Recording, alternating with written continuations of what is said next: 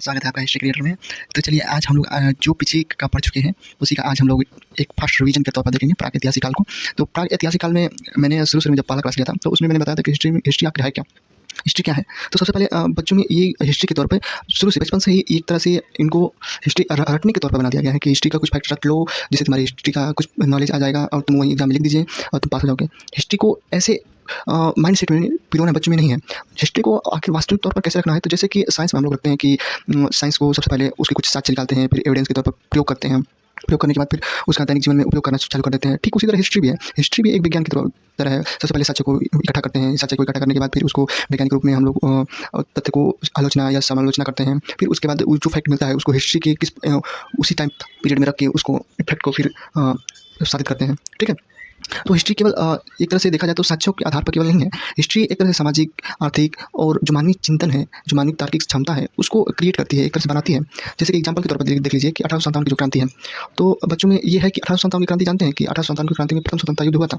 लेकिन उनसे पूछेंगे कि आखिर क्यों हुआ था, क्या सामाजिक कारण थे, क्या आर्थिक कारण थे, क्या राजनीतिक कारण थे, तो बच्चा ये बताने में असमर्थ महसूस करेगा। क्योंकि वो केवल 1857 प्रथम स्वतंत्रता युद्ध के कुछ फैक्टों को रटा है।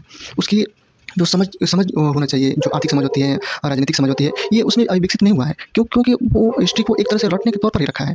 ठीक है, तो इससे आगे बढ़ते हुए हिस्ट्री को मैंने बताया कि हिस्ट्री में सेकंड वीडियो में बताया था कि हिस्ट्री के पढ़ने के क्या क्या फ़ायदे हैं हमारे।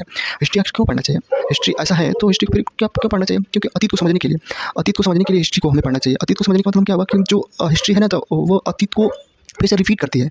इसका मतलब क्या है कि हिस्ट्री ऑलवेज रिपीटेड हिस्ट्री, मतलब कि वो हिस्ट्री में कहीं न कहीं वो टाइम पीरियड साइकिल की तरह, जो साइकिल का चक्का होता है, तो उस तरह एक पॉइंट बार-बार उसको रिपीट करता रहता है। तो उसी तरह हिस्ट्री भी अपने टाइम पीरियड को बार-बार रिपीट करती है। तो अतीत को समझने के लिए जो कानून व्यवस्था है, संस्कृतियाँ हैं, इनको समझने के लिए हमें हिस्ट्री को पढ़ना पड़ता है। ठीक है, कानून संस्कृतियाँ हैं, विकसित हुई हैं समझने के आधार पे। ठीक है, फिर गलतियों से सीखना। हिस्ट्री में गलतियों से सीखने का क्या मतलब है कि हिस्ट्री में जैसे कि प्रथम विश्व युद्ध हुआ था, द्वितीय विश्व युद्ध हुए थे, तो उसकी गलतियों से हम लोग यदि नहीं सीखेंगे, हिटलर की यदि गलतियों से नहीं सीखेंगे, तो ऐसा फिर क्रम चलेगा और फिर हम वही गलतियाँ दोहराएँगे, जिससे और ही हमें ज़्यादा खतरा और भारी नुकसान उठाना पड़ सकता है। तो हिस्ट्री से हमें उनकी गलतियों को सीखना चाहिए और ऐसी गलती नहीं दोहराना चाहिए।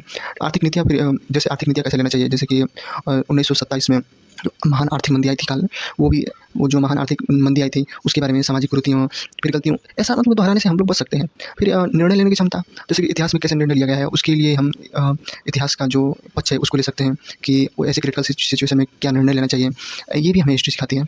फिर कहानी और कल्पना से अलगाव, मतलब कि कहानी एक तरह से तुमको जो हाइपोथेटिकल थॉट होते हैं उसको क्रिएटिव करता है कि ऐसे हो सकता है, अच्छा ऐसे हुआ होगा, वो ऐसे क्यों किया। मतलब कि हाइपोथेसिस जो साइंस में हम लोग यूज़ करते हैं कि हाइपोथेसिस ऐसा भी हो सकता है, वैसा भी हो सकता है। तो वैसे ये इस हिस्ट्री है जो, तो हाइपोथेसिस भी आपको क्रिएट करता है और उसके बाद फिर ये जो सही है, उनका हाइपोथेसिस तो करना ज़रूरी है, लेकिन जो सही है उसी को एविडेंस के तौर पे फिर साइंस की तरफ रखा जाता है। ठीक है, फिर उसके बाद ऐतिहासिक अनुभव, मार्गदर्शन भी ले सकते हैं। तो इतिहास पढ़ने के बहुत सारे फ़ायदे हैं। अतीत के समझ फिर गलतियों से सीखना, निर्णय लेना, कहानी और कल्पना, अलगाववाद। ठीक है, चलिए अब और आगे बढ़ते हैं। और आगे में क्या है कि इतिहास की जो परिभाषा यदि देना चाहेंगे तो ईएस ने क्या कहा कि इतिहास अतीत और वर्तमान का एक तरह से संवाद है। इतिहास क्या है? अतीत और वर्तमान का एक तरह से संवाद है। संवाद का मतलब डायलॉग है। जैसे कि बात करते हैं वर्तमान में जो बात कर रहे हैं, तो इतिहास में भी वो बातें की जा चुकी हैं। ठीक है, तो वही है कि एक तरह से संवाद है। फिर कलिंग का कहते हैं कि संपूर्ण इतिहास विचारों का इतिहास है। संपूर्ण जितना भी इतिहास है वो विचारों का इतिहास है। ठीक है, इतिहास मनुष्य के विचारों से कार्यों से समझता है। ठीक है, यानी कि इतिहास मनुष्य के विचारों कार्यों की समझ है। मतलब कि जो भी पीछे कार्य हो चुके हैं इतिहास में, वो समझ मनुष्य की इस समय मतलब कि उसको देख के, सोच समझ के, अनुभव से ये इस समय आगे वर्तमान में कार्य कर रहा है। ठीक है, चलिए ये तो मोटा-मोटी आपको परिभाषा यदि देना कहीं होगा तो दे सकते हैं। चलिए अब पूछेंगे कि सर इतिहास पढ़ने के बाद अब इसमें हम और क्या कर सकते हैं? तो इतिहास पढ़ने के बाद आप इसमें सोचेंगे कि कहीं रोज़गार का क्षेत्र है कि नहीं, कोई अपॉर्चुनिटी है कि नहीं? तो भाई इसमें इतिहास में पढ़ने से फ़ायदे हैं। इतिहास में पढ़ने से आप क्या-क्या कर सकते हैं, क्या-क्या रोज़गार मिल सकता है? ये बहुत ही इंपॉर्टेंट ज़रूरी बात होती है क्योंकि सभी लोग जॉब और करियर के लिए पढ़ते हैं। तो इसमें सबसे पहले तो आप टीचिंग के क्षेत्र में जा सकते हैं, जैसे कि टीटी है, पीएचडी है, एलटीग्रेड है, केवीएमबीएस, केवीएस, टीआरई है। ठीक है, तो आप सामाजिक और इतिहास के अध्यापक बन सकते हैं। फिर दूसरा क्या है कि आप हायर एजुकेशन में आप हायर एजुकेशन में जा सकते हैं, नेट जेआरएफ कर सकते हैं, असिस्टेंट प्रोफेसर बन सकते हैं। ठीक है, नेट जेआरएफ यूजीसी कराती है, यूजीसी के थ्रू आप असिस्टेंट प्रोफेसर, फिर पीएचडी करने के बाद प्रोफेसर बन जाएंगे। कहाँ पे? तो महाविद्यालय में, विश्वविद्यालय में। ठीक, फिर तीसरा में क्या कर सकते हैं कि डिजिटल कंटेंट क्रिएटर बन सकते हैं कि जैसे कि आपको हिस्ट्री से एक्सपर्ट हो गए तो यूट्यूब आप चैनल बना के पढ़ा सकते हैं। फिर अनअकैडमी फिजिक्स वाला या जीएस खान अकेडमी, ये तमाम प्लेटफॉर्म है, छोटे-मोटे और बड़े-बड़े प्लेटफॉर्म, तो उसमें आप हिस्ट्री के तौर पे पढ़ा भी सकते हैं, ठीक है। और उसका जो कंटेंट मटेरियल होता है, जैसे टेस्ट हुआ, फिर उसके बाद टेस्ट हुआ, फिर उसका जो कंटेंट पीपीटी बनाते हैं, ये सब आप उसमें उसके तौर पे आपका रोज़गार मिल सकता है। फिर प्रशासनिक सेवाओं में जैसे UPSC, IAS, PCS, FS, ISF, IFS और स्टेट पीसीएस जितने भी हुए, एसएससी हुआ, रेलवे हुआ, इसमें आप जीएस की भूमिका इतिहास का बहुत ज़्यादा रहता है, ठीक है। इतिहास पूछा ही पूछा जाता है, तो आप इसमें भी मतलब बहुत इंपॉर्टेंट रोल निभाता है इतिहास। फिर उसके बाद पुरातात्विक संग्रहालय में, आर्कियोलॉजिकल डिपार्टमेंट में, म्यूजियम में आप काम कर सकते हैं, ठीक है। फिर उसके बाद जैसे कि पर्यटन विभाग में आपको UNESCO heritage tourist ministry culture में आप जा सकते हैं। जो देखे होंगे कि कई टूरिस्टर आते हैं विदेशी घूमने के लिए, तो वो गाइड रखते हैं, ठीक है। तो वो गाइड रखते हैं, वो जब कोई मंदिर देखेंगे, चाहे कुछ भी स्थल देखेंगे, तो कहीं और ऐसी विशेषताएं हैं जैसे गाइड को कोई करता है अच्छा से, तो कितना अच्छा लगता है कि ये अच्छा, इसकी ये विशेषताएं थी, अच्छा ये है विश्व, जैसे कि विश्वनाथ मंदिर का हो गया, तो उसको बताएंगे कि ये अहिल्याबाई ने बनवाया था, फिर ये सोने की चादर से चढ़ी हुई है। ऐसे-ऐसे जो गाइडर और विशेषताएँ बता देता है, तो और हम लोग की रुचि बढ़ने लगती है और ये अच्छा देखने में लगता है। नहीं तो ऐसे यदि आप जाकर कोई वस्तु देखेंगे तो लगेगा कि ये कूड़ा-कबाड़ क्या है, ठीक है? तो ये जैसे गाइडर के रूप में आपको रखा जा सकता है, ठीक? गाइडर के रूप में कैसे रखा जा सकता है, तो आपको हिस्ट्री से एमए और हिस्ट्री का जो स्नातक है वो करने के बाद, ठीक है, आपको यहाँ पे जो कल्चरल मिनिस्ट्री है उससे आपका कोर्स कराया जाता है एक डिप्लोमा टाइप में, और उसके बाद सर्टिफिकेट दे दिया जाता है गाइडर का, टूरिस्टर का, ठीक? सातवाँ है कि आप मीडिया एवं लेखन में काम कर सकते हैं, जैसे कि पत्रकारिता हुआ, रिसर्च हुआ, स्क्रिप्ट राइटिंग हुई, वेब सीरीज़ का देखने कितना मांग है। फिर उसके बाद जो सीरियल है वो उसमें भी आप काम कर सकते हैं। वो सब सारे के सारे सीरियल एक तरह से ऐतिहासिक रूप में ही वर्णित होते हैं, ठीक है? तो उसको वेब सीरीज़ के रूप में लिखना है या कुछ कुछ भी करना है। जैसे देखते होंगे कि आजकल टीवी सीरियल में बहुत पुरानी धारावाहिक आएँगी कि चंद्रगुप्त मौर्य हो, फिर ये चाणक्य, अकबर, बीरबल, ऐसी जोधा अकबर, ऐसी सारी सीरियल को कौन लिखेगा? तो हिस्ट्री क्रिएटर लिखते हैं, ठीक है? चलिए, इतना तो आपको मोटा-मोटी बताया केवल इतिहास के बारे में। अब यहाँ से आपका क्वेश्चन शुरू हो जाते हैं। अब यहाँ से क्वेश्चन पूछना चालू कर दिया जाता है। कहाँ से? तो इतिहास के लेखन एवं विचारधाराएँ। इतिहास आखिर आज तक जितना भी लिखा गया है, तो वो किस विचारधारा पे लिखा गया है? तो इतिहास को मेनली 4 भागों में विचारधारा को विभक्त करके लिखा गया है। तो कौन-कौन से वो विचारधारा हो सकते हैं? तो पहला है साम्राज्यवादी विचारधारा। साम्राज्यवादी विचारधारा में क्या है कि आपका जो ब्रिटिश लोग थे, ब्रिटिश लोग अपने को अच्छा ठहराते थे, मतलब अपने को अच्छा दिखाते थे, जबकि जिस पर उपनिवेश किए हैं, जिस पर शासन करते थे, उसकी सभ्यता को नीचा दिखाते थे। जैसे कि भारतीय की सभ्यता को वो लोग हमेशा नीचा दिखाएँगे, अयोग्य सिद्ध करेंगे। ठीक है? तो साम्राज्यवादी में जो ब्रिटिश थे वो अपने साम्राज्य को ऊपर दिखाते थे कि देखिए मेरा साम्राज्य कब ऐसे बना था, वैसे बना था और इतना महान है। यानी कि अपने साम्राज्य को सही ठहराएँगे, हर तरीके से सही ठहराने पे, जैसे कि आजकल जो मीडिया है वो सरकार के पक्ष में रहती है, उसी तरह ये औपनिवेशिक शासन भी ये सही ठहराने के पक्ष में हमेशा रहेगा। वो भारतीय सभ्यता मतलब कि भारतीय लोग को ये लोग नीच दिखाएँगे, हर हालत में ये लोग भारतीय को नीचा दिखाने की तौर पर रहेंगे। इस तरह इसमें कौन-कौन विचारक हो जाएँगे, तो जैसे जेएस मिल हो गए। जेएस मिल का जो बुक है वो कौन-सा है, तो history of British in India, history of British in India. फिर बीए स्मिथ हो गए, ठीक है? बीए स्मिथ हो गए। तो इसमें मेनली आपको जो याद रखना है जो विचारक कौन है, तो जेएस मिल है। जेएस मिल ने क्या किया था, तो जो आपका जो हिस्ट्री है, तो हिस्ट्री को 3 भागों में बाँटा था। पहला हिंदू काल यानी कि प्राचीन इतिहास को हिंदू काल में बाँटे थे। दूसरा मुस्लिम काल, जो मध्यकालीन इतिहास है हम लोग का, वो मुस्लिम काल में बाँटे थे। और ब्रिटिश काल, मतलब कि जो ब्रिटिश काल का था, ब्रिटिश वाला इतिहास था, तो यानी कि आधुनिक इतिहास, उसको ये ब्रिटिश काल कहते हैं। तो जेम्स मिल ने इसको 3 तरह से, मतलब कि कहा जा सकता है कि जब हम लोग का हिस्ट्री अंग्रेज जो पढ़ाते थे, तो इसी तरह से पढ़ाते थे, हिंदू काल, मुस्लिम काल और ब्रिटिश काल, ठीक है? तो इसके अगेंस्ट में दूसरा विचारधारा जन्म लेती है। वो दूसरा विचारधारा में है जो राष्ट्रवादी दृष्टिकोण। राष्ट्रवादी दृष्टिकोण में क्या कहते हैं कि ये अपने साम्राज्य को जो भी पूर्वाग्रह बनाए गए हैं कि तुम लोग तुच्छ हो, भारतीय सभ्यता को तुच्छ दिखाया गया है, तो उसका ये लोग खंडन करते हैं। खंडन मतलब कि उसके अगेंस्ट में बोलते हैं। फिर उसके बाद ये हम लोग मतलब कि अपने जो गुप्त काल का पीरियड है उसको स्वर्णिम युग दिखाएँगे। फिर जो राजा हैं, राजपूत हैं, उसकी सौंदर्य को महाराणा प्रताप के बारे में बताएँगे कि इन्होंने कैसे ये राजपूत थे, कैसे। फिर उसके बाद जो किसानों का विद्रोह है उसको भी हम लोग दिखाएँगे। इसका मतलब कि हम लोग जो भी संस्कृतियाँ हैं, जो भी हमारे गौरव हैं, उसको हम लोग अच्छे तरीके से दिखाने का प्रयास करेंगे। इसका मतलब कि जो राष्ट्रवादी कवि हैं, तो वो राष्ट्र को ऊपर रख के, मतलब कि ये लोग ब्रिटिश का अवहेलना नहीं करेंगे, लेकिन अपने राष्ट्र की जो भी राष्ट्रवादी तत्व है उसको उभारेंगे कि देखो मेरा राष्ट्र ऐसा है, ना कि ये साम्राज्यवादी जैसा दिखा रहे हैं वैसा है, ठीक है? तो इसके विचारक कौन-कौन से हैं, तो आर.सी. मजूमदार, ये भी पूछा जाता है फैक्ट कि राष्ट्रवादी दृष्टिकोण से आर.सी. मजूमदार किस विचारधारा के हैं, तो राष्ट्रवादी दृष्टिकोण के हैं। फिर आर.जी. भंडारकर हुए, के.पी. जायसवाल हुए, ठीक है? तो ये पॉइंट आप लोग याद रखिएगा। कौन-कौन से, तो RC. Majumdar, RG. Bhandarkar, PK. Jaiswal. पुरातात्विक काल में जैसे कि मैंने बताया कि गुप्त काल का समाज हो गया, फिर उसके बाद प्रथम स्वाधीनता, ठीक है? ये लोग हमेशा अपने जो राष्ट्र है, उसके दृष्टिकोण है, उसको ऊपर ही दिखाने का कोशिश करेंगे। तीसरा होता है आपका जो मार्क्सिज्म समाज, मार्क्सवादी दृष्टिकोण से। मार्क्सवादी दृष्टिकोण से क्या हुआ कि राजा-रानी के जो भी कहानी रहा है, तो हमेशा दिखाया जाएगा कि राजा-रानी का ही कहानी, फिर जो भी उच्च जाति का है, वही इतिहास में दिखाया गया है। जबकि निचले तबके के लोगों का इतिहास नहीं दिखाया गया है। तो एक तरह से देखा जाए तो जो नीचे तबके के लोग हैं, मतलब कि छोटी आर्थिक स्थिति वाले लोग हैं और एक बड़ी आर्थिक स्थिति वाले लोग, तो ये कहेगा कि इन पर किसी न किसी तरह से दबाव बनाओ या कुछ भी करो या लड़ाई-झगड़ा करो, इनको एक एक लेवल पर लाना है, मतलब कि एक समाज के लेवल पर लाना है, ठीक है? तो ये लोग आर्थिक जो उत्पादन है, जो उत्पादन साधन है, फिर आर्थिक जो संबंध है, इसको एक तरह से इक्वल लाना चाहिए। यानी कि इसको जो जैसे एक तरह से एग्ज़ाम्पल की तरह से समझ सकते हैं कि अब एक फैक्ट्री लगाया, फैक्ट्री में उद्योगपति हैं, फिर कुछ श्रमिक हैं, लगभग एक तरह से माना जाए तो एक फैक्ट्री है, उसमें सभी लोग अभी कार्य कर रहे हैं। कुछ टाइम के बाद देखा जाएगा कि फैक्ट्री प्रॉफ़िट में आने लगी, तो एक तरह से उद्योगपति अब प्रॉफ़िट लेते-लेते ज़्यादा प्रॉफ़िट होने लगेगा। लेकिन जो वेजेस हैं श्रमिक का, वो तो ज़्यादा बढ़ाएगा नहीं। तो एक तरह से एक टाइम के बाद, यानी कि 10-15 वर्षों के बाद देखेंगे तो उद्योगपति बहुत ही बड़ा आदमी बन गया है। जबकि श्रमिक अभी कुछ ही हालत उसका सही हुआ है। तो एक तरह से देखेंगे तो उस असमानता की स्थिति पैदा हुई। तो कार्ल मार्क्स कहते हैं कि जो ये श्रमिक हैं, इन्होंने तो मेहनत किया है, लेकिन इसका फल ज़्यादा भुगतभोगी कौन है? तो ये उद्योगपति है। तो ऐसा श्रमिक करे कि अपने लाभ को प्राप्त करने के लिए, मतलब ज़्यादा से ज़्यादा लाभ प्राप्त करने के लिए ये श्रमिक उद्योगपति पर आक्रमण करें या कुछ भी करें, ऐसा कार्य करें कि जैसे कि उद्योगपति जो भी लाभ है, वो सब में इक्वली डिस्ट्रीब्यूट हो। आई बात समझ में? तो ये ज़्यादातर उत्पाद साधनों के लिए और आर्थिक संबंधों के लिए देखा जाता है मार्क्सवादी दृष्टिकोण, ठीक है? इस मार्क्सवादी दृष्टिकोण में कौन-कौन है? तो डी.डी. कौशाम्बी, ये भी क्वेश्चन नीट जेआरएफ में बार-बार पूछा गया है, ध्यान रखिएगा। डी.डी. कौशाम्बी इसके एक बड़े इतिहासकार रहे हैं, आर.एस. शर्मा रहे हैं इसके बड़े इतिहासकार, इरफान हमीद रहे हैं, रोमिला थापा रहे हैं। ये बहुत ही इंपॉर्टेंट है, जितना भी ये मैंने नाम लिया, डी.डी. कौशाम्बी, आर.एस. शर्मा, फिर और इरफान हमीद, रोमिला थापर, ठीक है? रोमिला थापर इंडियन है। तो ये सब के सब मतलब कि बहुत ही ज़्यादा इंपॉर्टेंट हैं और ये पेपर में बार-बार पूछा जाता है कि मार्क्सवादी विचारधारा के इतिहासकार को बताइए, ठीक है? अब आते हैं हम लोग चौथे इतिहासकार पे। चौथा इतिहासकार साल्वर्टन का है। जैसे कि मैंने बताया था कि हमेशा इतिहासकार राजा-रानी के ऊपर ही लिखा गया है, लेकिन कोई ऐसा इतिहास नहीं है कि जैसे कि छोटी जातियों को लिखा जाए, कि किसान को लिखा जाए, किसान का जो इतिहास है वो लिखा जाए, और जो इतिहास एक श्रमिक का है वो भी लिखा जाए। ऐसा इतिहास आपको देखने को नहीं मिलेगा। लेकिन साल्वर्टन इतिहास जब ये 1990 80 या 90 के करीब में जब ये जन्म लिया, तो साल्वर्टन का मतलब है कि निचला वर्ग, यानी कि निचले वर्ग जो वंचित लोगों का है, वो उनके बारे में इतिहास लिखने को यहाँ पे बढ़ावा दिया जाने लगा।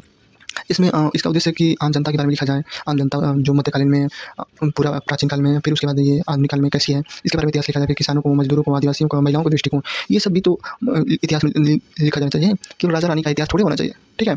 तो इसके सबसे बड़े जो कवि हैं, इतिहासकार हैं, वो रणजीत गुहा। ये नाम बहुत ही इंपॉर्टेंट है और ये बार-बार पेपर पूछता है। तो आप लोग इस नाम को याद रखिएगा, रणजीत गुहा। किस हिस्ट्री से फॉलो करते हैं? तो साल्वर्टन इतिहास के, वे शाहिद अमीन हुए, ठीक है? तो ये आपका हो गया हिस्ट्री के लिखने का तरीका, कि हिस्ट्री अब तक किस-किस विचारधारा पर लिखा जाता है। तो हिस्ट्री मुख्यतः 4 दृष्टिकोण लिखा गया था, साम्राज्यवादी, राष्ट्रवादी और एक मार्क्सिज्म और एक साल्वर्टन। ये 4 दृष्टिकोण से इतिहास लिखा गया है। अगला पॉइंट पर आते हैं कि अगला पॉइंट है कि इतिहास आखिर लिखा कैसे जाता है? बात आती है कि लिखा गया है जो विचारधारा पे, अब लिखा कैसे जाता है? क्या कोई भी उठा के आ गया कि ये मैंने ये अभी तक पता नहीं लगा कि एक राजा था, वो ढोंगी था, ये इतना राज्य हड़प लिया। तो क्या इस बात को हम लोग मान लें? जी नहीं, इस बात को हम नहीं मान सकते कि कोई भी इतिहास हो तो वो एविडेंस दिखाना पड़ता है। उसका जो साक्ष्य है, उसका प्रमाण है, वो भी प्रमाण यदि अधिक है तभी वह इतिहास माना जाता है। कुछ ही प्रमाण मिल रहे हैं और ठोस प्रमाण नहीं है, तो वो इतिहास में कंक्लूड नहीं किया जा सकता, ठीक है? तो इतिहास को कैसे लिखा जाता है? तो सबसे पहले के इतिहास में हम लोग इसको देखेंगे तो सबसे पहले करते हैं कि जो सोर्स है, सबसे पहले सोर्स को लेते हैं। कहीं से भी सोर्स मिला तो उसको सोर्स को उठा लिया। तो सोर्स सबसे पहले सोर्स 2 प्रकार से हो जाते हैं। सोर्स 2 प्रकार से होता है, एक प्राथमिक सोर्स यानी प्राइमरी सोर्स, और एक होता है द्वितीय सोर्स। प्राइमरी सोर्स में ये होता है कि जो भी घटनाएँ हैं वो हूबहू हमने देखा है। एकदम बिल्कुल हूबहू आँखों के सामने प्रत्यक्ष एकदम फ़ोटो लिया हूँ उसका, ठीक है? लाइव कैमरा पे चल रहा है। तो ये होता है प्राथमिक स्रोत। प्राथमिक स्रोत में जैसे कि जो सिक्के हैं, सिक्के सीधे-सीधे बोलेंगे, अभिलेख भी सीधे-सीधे कथा रहेगा, साक्ष्य भी रहेगा। तो उस समय के बर्तन रहेंगे, तत्कालीन समय का जो मतलब बर्तन मतलब कि जो भी मृदभांड पाए गए हैं, जो घड़ा पाया गया है, और तमाम तरह से बर्तन होते थे, थाली खाने के लिए, पानी की लोटा के लिए। ये सब उस समय के बर्तन कार्बन डेटिंग से पता कर लेंगे कि उस समय के निकाल का पुराना है। तो उस समय के बर्तन भी एक तरह से आपके साक्ष्य के रूप में होता है। फिर उसमें जो भवन है, जो घर बने हैं, झोपड़ी हैं, वो भी एक तरह से हम लोग साक्ष्य, प्राथमिक साक्ष्य के रूप में लेते हैं, ठीक है? द्वितीय साक्ष्य में क्या होता है? तो द्वितीय साक्ष्य में होता है कि जो प्राथमिक साक्ष्य के तौर पर जो लिख लिया गया है, जो उसके बारे में शोध कर लिया गया है, और उस शोध को हम लोग यूज़ कर रहे हैं अपने सोर्स में, तो उसको बोलते हैं सेकेंडरी सोर्स। जैसे कि आजकल देखेंगे तो जो जितना भी शोध हुआ है या शोध कर रहे हैं, तो वो कॉपी पेस्ट मार देते हैं। किसी भी शोध को उठाए, वो कॉपी पेस्ट मार दिया। इसका मतलब क्या हुआ? तो वो सेकेंडरी सोर्स का उपयोग कर रहे हैं, ठीक है? और सेकेंडरी सोर्स का प्रयोग कर रहे हैं और हूबहू कॉपी को कॉपीराइट मार दे रहे हैं, ठीक है? तो इसमें सोर्स ना जाए तो सोर्स में 2 प्रकार के सोर्स हैं, प्राथमिक सोर्स और द्वितीय सोर्स। प्राथमिक सोर्स में डायरेक्ट यानी प्रत्यक्ष रूप से हम लोग जो भी एविडेंस मिलते हैं उसको देखते हैं, और द्वितीय सोर्स में जो एविडेंस दूसरों के द्वारा लिया जाए उसको उसे करेंगे, ठीक है? एविडेंस ले लिए, इसका मतलब कि आप अब यहाँ पे सोर्स को ले लिए हैं। सोर्स को लेके अब हम लोग उस सोर्स को छोटे-छोटे खंडों में बाँट लेंगे, ठीक है? छोटे-छोटे खंडों में बाँट के उसका सबसे पहले एनालिसिस करेंगे एक-एक का, यानी कि एक-एक का विश्लेषण करेंगे। विश्लेषण करने के मतलब एक-एक को अलग-अलग तोड़ के देखेंगे कि ये बात सही है कि नहीं गलत है, ये बात सही है कि नहीं है। फिर उसको संश्लेषण करेंगे। उसके बाद आलोचना, मतलब कि संश्लेषण विश्लेषण में कैसे-कैसे संश्लेषण विश्लेषण किया जाता है, तो उसका क्रिटिसिज़्म किया जाता है। ये तो साइंस है नहीं, तो साइंस में जैसे कि आप लोग करते हैं ना संश्लेषण विश्लेषण, तो उसी तरह इसमें इसमें आपको कैसे संश्लेषण विश्लेषण किया जाता है, तो इसमें सबसे पहले 2 तरीके से देखा जाता है। एक एक्सटर्नल क्रिटिसिज्म। एक्सटर्नल क्रिटिसिज्म का मतलब ये है कि जो आपका बाहरी सोर्स है, बाहरी सोर्स का जाँच करेंगे कि आखिर ये जो भी दस्तावेज़ हैं, वो तो नकली नहीं है। जो स्याही यूज़ है, क्या उसी समय का स्याही यूज़ हुआ है? जो कागज़ है, कागज़ भी क्या सही है कि नहीं है? भाषा शैली मैच कर रही है कि नहीं? ये नहीं कि कोई भी भाषा शैली आप यूज़ कर रहे हैं और उस समय की जो लिपि है, उससे मैच ही नहीं कर रहा है, तो कैसे आपका ये इतिहास सही माना जाएगा? ठीक है? जो तिथि है, उसको भी जाँच करेंगे कि आखिर इस तिथि को हुआ था कि नहीं हुआ था? ठीक है? तो ये बाहरी जाँच कर लेंगे। फिर आंतरिक सोच में क्या होता है कि आंतरिक सोच में देखेंगे कि जो राइटर है या कोई भी जाँच है, तो क्या वो सच्चाई को देख रहा है कि नहीं देख रहा है? एक सच्चाई के रूप में लिखा गया है, जैसे कि बर्नी का जो इतिहास है, अलाउद्दीन खिलजी के दबाव दे के वो इतिहास को लिखवाता था। फिरोज़ शाह तुगलक था, वो भी दबाव दे के इतिहास को लिखवाता था। तो क्या वो जो एक तरह से बायस होके इतिहास लिखे हैं, तो क्या वो इतिहास सही माना जाएगा उन लोगों का? जी नहीं, वो इतिहास अब बायस्ड हो गया है। अब दूसरा कोई यदि इतिहास लिखता है जो निष्पक्ष रूप से लिखेगा, उसके इतिहास को माना जाएगा। तो कई कई बार देखेंगे तो बर्नी का स्टेटमेंट बिल्कुल हिंदू विरोधी रहेगा, बिल्कुल हिंदू विरोधी रहेगा, इसीलिए बर्नी के इतिहास को ज़्यादा सही नहीं माना जाता है। तो कभी-कभी बायस्ड रूप में देखते हैं कि जैसे कि जातिवाद से भी कुछ कुछ इतिहासकार ग्रसित हो जाते हैं, तो वो अ, वो अपनी जाति को ऊपर दिखाने लगेंगे या किसी जाति को ज़्यादा नीचे दिखाने की कोशिश कर जाएँगे, तो एक तरह से बायस्ड इतिहास में नहीं होना चाहिए। ये आंतरिक क्रिटिसिज़्म हो गया। उसके बाद जो भी आपका यहाँ पे जो फैक्ट मिलेगा, फैक्ट को हम लोग इतिहास की तिथि अनुसार देखेंगे कि किस तिथि में, किस टाइम पीरियड में मैच कर रहा है, उस टाइम पीरियड की मैचिंग को इतिहास में लाके फिट कर देते हैं। तो यहाँ से इतिहास हम लोग का बन जाता है। ठीक है? इतना तो आपका मोटा-मोटी पता चल गया होगा कि इतिहास आखिर है क्या? इतिहास को कैसे करते हैं? इतिहास किस विचारधारा पर चली है? अब यहाँ से आपका क्वेश्चन एक तरह से जो जनरल एग्ज़ाम होते हैं, उसमें अब यहाँ से क्वेश्चन पूछना चालू कर देता है। यहाँ पे जो क्वेश्चन पूछना चालू करते हैं, अब यहाँ से जैसे कि क्वेश्चन कैसे-कैसे पूछा जाता है, मैं बताता चलूँगा। तो अब देखिए साक्ष्य के आधार पर इतिहास का वर्गीकरण। अब वर्गीकरण यहाँ पे साक्ष्य के आधार पर कैसे बाँटा गया है? तो साक्ष्य के आधार पर इतिहास को 3 रूप में बाँटा गया है। एक है प्री हिस्टोरिक पीरियड, एक है प्रोटो हिस्टोरिक पीरियड और एक है हिस्टोरिक पीरियड। मतलब कि प्राग ऐतिहासिक काल और आदि ऐतिहासिक काल और ऐतिहासिक काल। ये प्राग ऐतिहासिक काल का मतलब क्या है कि जो लिखित साक्ष्य, इतिहास में ज़्यादातर लिखित साक्ष्य ही लिया गया है साहित्य से उठा के। तो एक तरह से उस समय के इतिहास जो प्राग ऐतिहासिक है, वो इतिहास को कोई साक्ष्य मिलता ही नहीं है। यानी कि जो लिखित सामग्री है वो मिलता ही नहीं है, क्योंकि उस समय के लोग लिटरेट नहीं थे, पढ़े लिखे नहीं थे, तो वो लिखेंगे क्या? तो लिखना जानते ही नहीं थे, तो उनका इतिहास कैसे लिखा जाएगा? तो योग्यता, पढ़ने की योग्यता लागू ही नहीं होगी। जब लिखेंगे कुछ नहीं तो लागू कैसे होगी? कैसे पढ़ पाएँगे हम लोग? कौन-कौन से उस टाइम क्या जाएँगे, तो आपका जो पूरा पाषाण है, मध्य पाषाण है, नव पाषाण है, जो स्टोन एज है पूरा, स्टोन एज जो पहले का काल है या जो भी स्टोन एज है, उसको माना माना जाता है कि प्री हिस्टोरिक है या प्राग ऐतिहासिक है। ठीक है? तो इसमें क्या-क्या मिलता है, कैसे तब हम लोग पता करते हैं, तो जो भी पुरातात्विक सोर्स होते हैं, जैसे कि आपका मृदभांड पाया गया है, औजार के जो पत्थर हैं, किसी में बड़ा-सा औजार है तो पूरा पाषाण काल का होगा, छोटा-सा औजार है तो मध्य पाषाण काल का होगा, और भी नुकीला बनाया गया है तो वो नव पाषाण काल का होगा। तो ऐसे हम लोग औजारों को देख के, मृदभांड को देख के, फिर हड्डियों को देख के ऐसे पता किया जाता है कि अनुमान लगाया जाता है कि ऐसे ऐसे जीवन यापन करते रहे होंगे। ठीक है? आदि ऐतिहासिक काल में आ जाते हैं। आदि ऐतिहासिक काल क्या होता है? तो आदि ऐतिहासिक काल तो जो लिखा तो गया है, ठीक है? पढ़े लिखे तो लोग हैं, लेकिन उनकी जो लिपि लिखी है ना, उसे अपठित यानी कि पढ़ नहीं सकते हम लोग। वो क्या लिखे हैं, क्या नहीं लिखे हैं, किस शैली में लिखे हैं, ये बताना बहुत ही मुश्किल है। और इस काल में आता है आपका इंडस वैली जो सिविलाइजेशन है, यानी कि हड़प्पा सभ्यता है, जो सिंधु घाटी सभ्यता है, और कुछ-कुछ इसमें वैदिक काल भी आ जाते हैं, ठीक है? कुछ-कुछ जो ऋग वैदिक काल आ जाएगा। तो ये टाइम पीरियड में कुछ ना कुछ लिखा गया है, लेकिन उसे पढ़ना, इंस्क्रिप्ट करना हम लोग की बस की बात नहीं है। तो यहाँ पे देखा जाए तो सीधे तौर पर कह सकते हैं कि जो प्रोटो हिस्ट्री है, इसमें सच लिखा तो गया है, लेकिन उसे हम पढ़ नहीं सकते। ठीक है? ऐतिहासिक काल में क्या होता है, तो ऐतिहासिक काल में आपका लिखा भी गया है, उसे पढ़ भी सकते हैं, उसके बारे में हम लोग जानकारी भी निकाल सकते हैं। ये कब से हो रहा है, तो ये 6वीं शताब्दी से और अभी तक जितना भी इतिहास चल रहा है, तो अभी तक लिखित साक्ष्य का उपयोग किया जाता है। चलिए, तो इतना पॉइंट आप लोग को समझ में आ गया होगा। अब हम लोग चलते हैं चैप्टर नंबर 6 पे, यानी पॉइंट नंबर 6 पे। 6 में क्या बताया गया है, तो 6 में जैसे कि मानव का एवोल्यूशन कैसे-कैसे हुआ था, इसके बारे में बताया गया। तो मानव का एवोल्यूशन में आप लोग सबसे पहले मैं बता दूँ कि जो पृथ्वी है, पृथ्वी आज से 4.5 अरब वर्ष पुराना माना जाता है पृथ्वी को। और ये भी माना जाता है कि पृथ्वी 4.5 अरब लगभग और रहेगी। ठीक है? तो मोटा-मोटी यदि माना जाए कि पृथ्वी का जीवन काल पूरा कितना है, तो 9 अरब काल, यानी कि 9 से 10 अरब काल तक केवल पृथ्वी रहेगी। ठीक है? तो ये अनुमान लगाया गया है कि इतने साल तक पृथ्वी रहेगी। ठीक है? तो कभी-कभी ये भी क्वेश्चन पूछा जाता है कि कितने अरब साल पुराना है, तो 4.6 या 4.5 अरब साल पुराना है। ठीक है? मानव का कैसे विकास हुआ था? तो मानव का जो विकास हुआ था, तो सबसे पहले तो मानव एक तरह से मानव का विकास यदि पूछेगा कि कहाँ पे सबसे पहले हुआ था, तो सबसे पहले तो आपको बताना है कि मानव का विकास सबसे पहले अफ्रीका में हुआ था। ठीक है? और उसके बाद पूछेगा कहाँ हुआ था, तो सियाली की पहाड़ियों पर हुआ था। जो हम लोग का सियाली पहाड़ियाँ हैं ना, हाँ, हिमालय की जो सियाली पहाड़ियाँ हैं, सबसे छोटी पहाड़ियाँ, उसको सियाली पहाड़ियाँ बोलते हैं। तो जो छोटी पहाड़ियाँ हैं, सियाली पहाड़ियाँ, वहाँ पे मानव का विकास सबसे पहले माना जाता है। रामापिथेकस, यानी कि जब मानव जंगल से, यानी कि जब बानर था, तो बानर से निकल के जब इधर असल की तरफ आने लगा, तो सबसे पहले ये तो मैदानी भागों में आया। और मैदानी भागों में सबसे पहले कौन है, तो रामापिथेकस। ठीक है? इस समय का मानव जो रामापिथेकस का काल का है, ये एक तरह से देखा जाए तो बानर के रूप में ये है अभी। तो ये केवल वहाँ से जंगलों से निकल के जब स्तनधारी बना था, मैंने जैसे कि वीडियो में बताया है कि जब छछूंदर थे, चुकंदर थे, चंपैंजी थे, गोरिल्ला थे। ये जितने भी स्तनधारी थे, स्तनधारी कुछ तो रह गए थे जंगल में और उसी में से एक कवि जो मानव मानव का प्राचीनतम रूप है, वो रामापिथेकस। रामापिथेकस ये पहले बंदर ही था, उसके बाद ये मैदान में आता है और ये कहाँ पे आता है मैदान में? तो अफ्रीका में और शिवालिक पहाड़ियों पे, ठीक है? तो शिवालिक पहाड़ियों की तरफ ये सबसे पहला नर नर बानर, यानी कि ये पहला ऐसा जीव माना जाता है, यानी कि रामापिथेकस ऐसा जीव है जो सबसे पहले मैदानी भागों में आए थे। उसके बाद इसके बाद रामापिथेकस के बाद आते हैं एस्ट्रेलोपिथेकस। एस्ट्रेलोपिथेकस ऐसे माना होता है कि जो सीधा नहीं चलते थे। सीधा चलने के लिए एक तरह से बकरियाँ टाइप में चलते थे, बकरियों को उनके चारों हाथों पैरों से चलते थे, ठीक है? और जो रीढ़ की हड्डी थी, इनकी रीढ़ की हड्डी अभी झुकी हुई थी, ठीक है? तो रीढ़ की हड्डी झुके होने के कारण ये ज़्यादा सीधा नहीं चल पाते थे, मतलब कि कुछ हल्का-फुल्का प्रयास करते थे, लेकिन उतना सीधा ये लोग नहीं चल पाते थे, ठीक? जैसे कि इसमें देखेंगे तो ट्रांसवाल है, चूने की खदान में आपको 5 से 6 वर्ष की एक बच्ची की खोपड़ी मिला था, इससे साउथ अफ्रीका में पता किया गया था, ठीक है? और अब ऑस्ट्रेलोपिथेकस के बारे में, तो ऑस्ट्रेलोपिथेकस के बारे में आपको पता चल गया होगा, ये कब की बात हो रही है? तो 5 से 6 लाख वर्ष पूर्व की बात हो रही है, ठीक है? इसके साथ आपका साउथ अफ्रीका में मिलता है। साउथ अफ्रीका में क्या मिला है? तो साउथ अफ्रीका में चूने की खदान में एक 5 से 6 साल की बच्ची का खोपड़ी मिला है।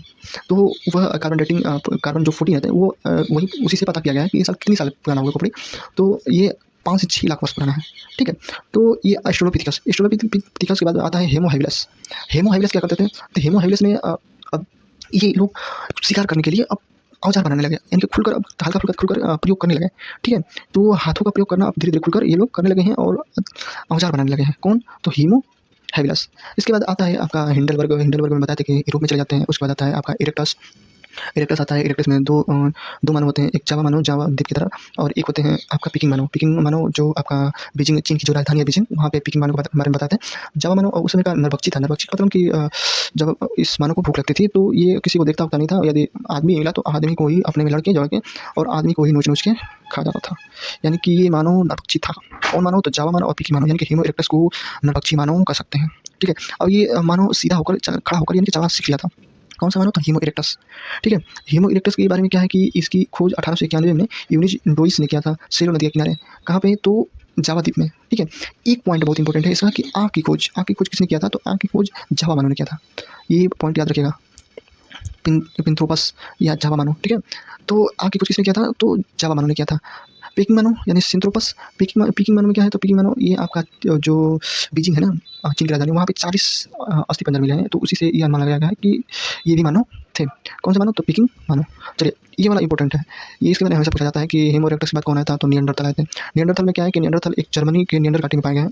जर्मन के निएंडर घाटी में पाए गए हैं। ये सांस्कृतिक विकास का सूचक है। मतलब कि ये मानव अब इतना समझ में हो गया था कि दफनाने के बाद ये लोग इस मानव के साथ जो खाने-पीने की वस्तुएँ हैं, शिकार की जो वस्तुएँ हैं, जो औज़ार हैं, खाने-पीने का जो पीने के लिए मृत भांड हैं, ये सब अब मानव ये दफनाने लगा है। इसका मतलब ये है कि ये आत्मा में विश्वास कर रहा है, ये आग का भी व्यापक प्रयोग कर रहा है, वर्ग श्रम का मतलब कि स्त्रियाँ वर्ग श्रम भी यहाँ पे देखने को मिलता है। वर्ग श्रम का मतलब यहाँ है कि स्त्रियाँ अलग काम कर रही हैं, स्त्रियाँ घर का काम कर रही थी। पुरुष लोग अब बाहर जाके शिकार करके लाते थे कि लो ये खाना बनाओ, तो स्त्रियाँ आग में भून-भून के उनको देती थी खाने के लिए। इसका मतलब कि निएंडरथल अब बहुत ही ज़्यादा एडवांस तरीके के रूप में अब आ चुका है, यानी कि सांस्कृतिक विकास के रूप में यदि मानव को पूछा जाएगा तो निएंडरथल को बताएँगे। कहाँ के निएंडरथल थे? तो जर्मनी के थे, ठीक है? ये भोग-वोग से सामान बहुत ही भोग मतलब कि जैसे कि खाने-पीने के लिए अब ये ज़्यादा मात्रा में सामान का यूज़ करने लगे थे, ठीक है? अब आते हैं ये निएंडरथल के बाद निएंडरथल में बताया था कि सावधानों के आत्मनियंत्रण की सोचने की अब शुरुआत इन लोगों में किसमें हो गया था? तो संस्कृति और दफनाने का जहाँ भी साक्ष्य पूछेगा कि किस मानव से शुरुआत था तो निएंडरथल, यहाँ पे पॉइंट को याद रखिएगा। चलिए अब आते हैं हम लोग लास्ट में आता है क्रो-मैग्नन। क्रो-मैग्नन मानव जो था वो आधुनिक जो भी होमो सेपियंस हैं उससे ज़्यादा ये एक तरह से कह सकते हैं कि बहुत ही एडवांस वर्जन में था, बहुत ही एडवांस माइंड का था। एडवांस वर्जन में नहीं कह सकते, एडवांस माइंड का था, मानो बहुत ही ज़्यादा बुद्धिमान था ये। कौन था? तो क्रो-मैग्नन। क्रो-मैग्नन ये जो आपका उच्च पुरापाषाण काल है, इनमें चित्रकारी है, ये सब किसकी देन है? तो क्रो-मैग्नन की देन है। उच्च पुरापाषाण में जो भीमबेटका की आप चित्रकारी देखेंगे, ठीक है? तो वो सब इन्हीं का देन है। किसका देन है? तो ये किसका देन है? तो ये क्रो-मैग्नन का है। उसके बाद ये क्वेश्चन पूछा जाता है कि होमो सेपियंस के जो पूर्वज हैं वो कौन थे? तो बार-बार आप लोग को ये क्वेश्चन दिया जाता है। ये कौन थे? तो क्रो-मैग्नन। हमारे जो होमो सेपियंस हैं उनके पूर्वज कौन थे? तो क्रो-मैग्नन थे, ठीक है? ये पॉइंट भी याद रखिएगा। फिर होमो सेपियंस के बारे में तो आप लोग जानते हैं कि होमो सेपियंस का जो जन्म है 30,000 से लेकर 40,000 वर्ष पूर्व उद्भव हुआ था, यानी कि 30 से 40,000 वर्ष पूर्व हुआ था। इसकी जो माइंड की अमूर्त की जो क्षमता है, ये इसको तर्क समस्या में या और भाषा में समझने में, सूक्ष्म औजार में, यानी कि एडवांस तकनीकी में, ये सब अब इस मानव में विकसित हो गया था, यानी कि वाइज मानव, ये यानी ज्ञानी मानव इसको कहा गया, इसको होमो सेपियंस को। तो आपको मानव विकास में ये बात समझ में आ गई होगी। मानव विकास में हम लोग देखते हैं कि सबसे पहले रामापिथिकस है, रामापिथिकस के बाद आपका एस्ट्रोलोपिथिकस है, होमो हेबिलस है, होमो इरेक्टस है, निएंडरथल है, उसके बाद क्रो-मैग्नन है, होमो सेपियंस है। तो इसका कभी क्रम भी पूछ देता है, तो ये पॉइंट आप लोग याद रखिएगा। अब आते हैं हम लोग इसके बाद वाले चैप्टर में पाषाण काल यानी स्टोन एज, स्टोन एज को पढ़ेंगे। स्टोन एज में क्या है कि स्टोन एज में आपका 3 प्रकार के स्टोन एज है। एक है पुरापाषाण काल, मध्य पाषाण काल और नवपाषाण काल। पुरापाषाण काल में फिर 3 थे हैं, कौन सा? तो निम्न पुरापाषाण काल, मध्य पुरापाषाण काल और उच्च पुरापाषाण काल। इतनी बात समझ आ गई आप? पाषाण काल में 3 प्रकार के पाषाण काल हैं, पुरापाषाण काल, मध्य पाषाण काल, नवपाषाण काल। पुरापाषाण काल में 3 थे, एक है निम्न पुरापाषाण काल, मध्य पुरापाषाण काल और उच्च पुरापाषाण काल। पुरापाषाण काल में चलिए अब पहला देखते हैं। पहला जो मैंने बताया कि निम्न पुरापाषाण काल में, इसके बारे में थोड़ा सा देख लेंगे।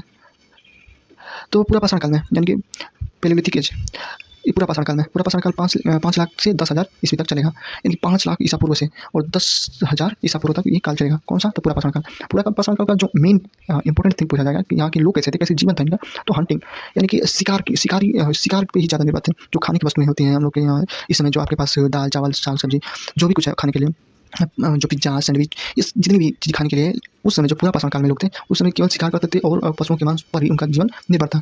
ये लोग पशु को मारते थे और शाम को, दोपहर को, फिर रात को खाने के लिए कुछ वस्तुओं को रख देते थे, यानी कि फूड गैदरिंग का भी इनको थोड़ा बहुत ज्ञान था। ठीक है, तो पुरापाषाण काल में 2 इंपॉर्टेंट थिंग है, एक है शिकार करना और दूसरा है खाद्य संग्रह का। ठीक, इतना पॉइंट रखिएगा। अब आते हैं, मैंने बता दिया कि पुरापाषाण काल को 3 भागों में बांटा गया है, निम्न पुरापाषाण काल। तो निम्न पुरापाषाण काल को देखेंगे। निम्न पुरापाषाण काल का जो टाइम पीरियड है आपका 5 लाख से, और ये आपका हो जाएगा 5 लाख से 50,000 तक माना जाता है। ठीक है, 5 लाख से 50,000 तक। इसमें क्या क्या है, तो ये मुख्य औजार, इसमें औजार थे तो निम्न पुरापाषाण काल में औजार बड़े-बड़े होते थे। ठीक है, और इसमें मैं बताऊँगा पेबुला।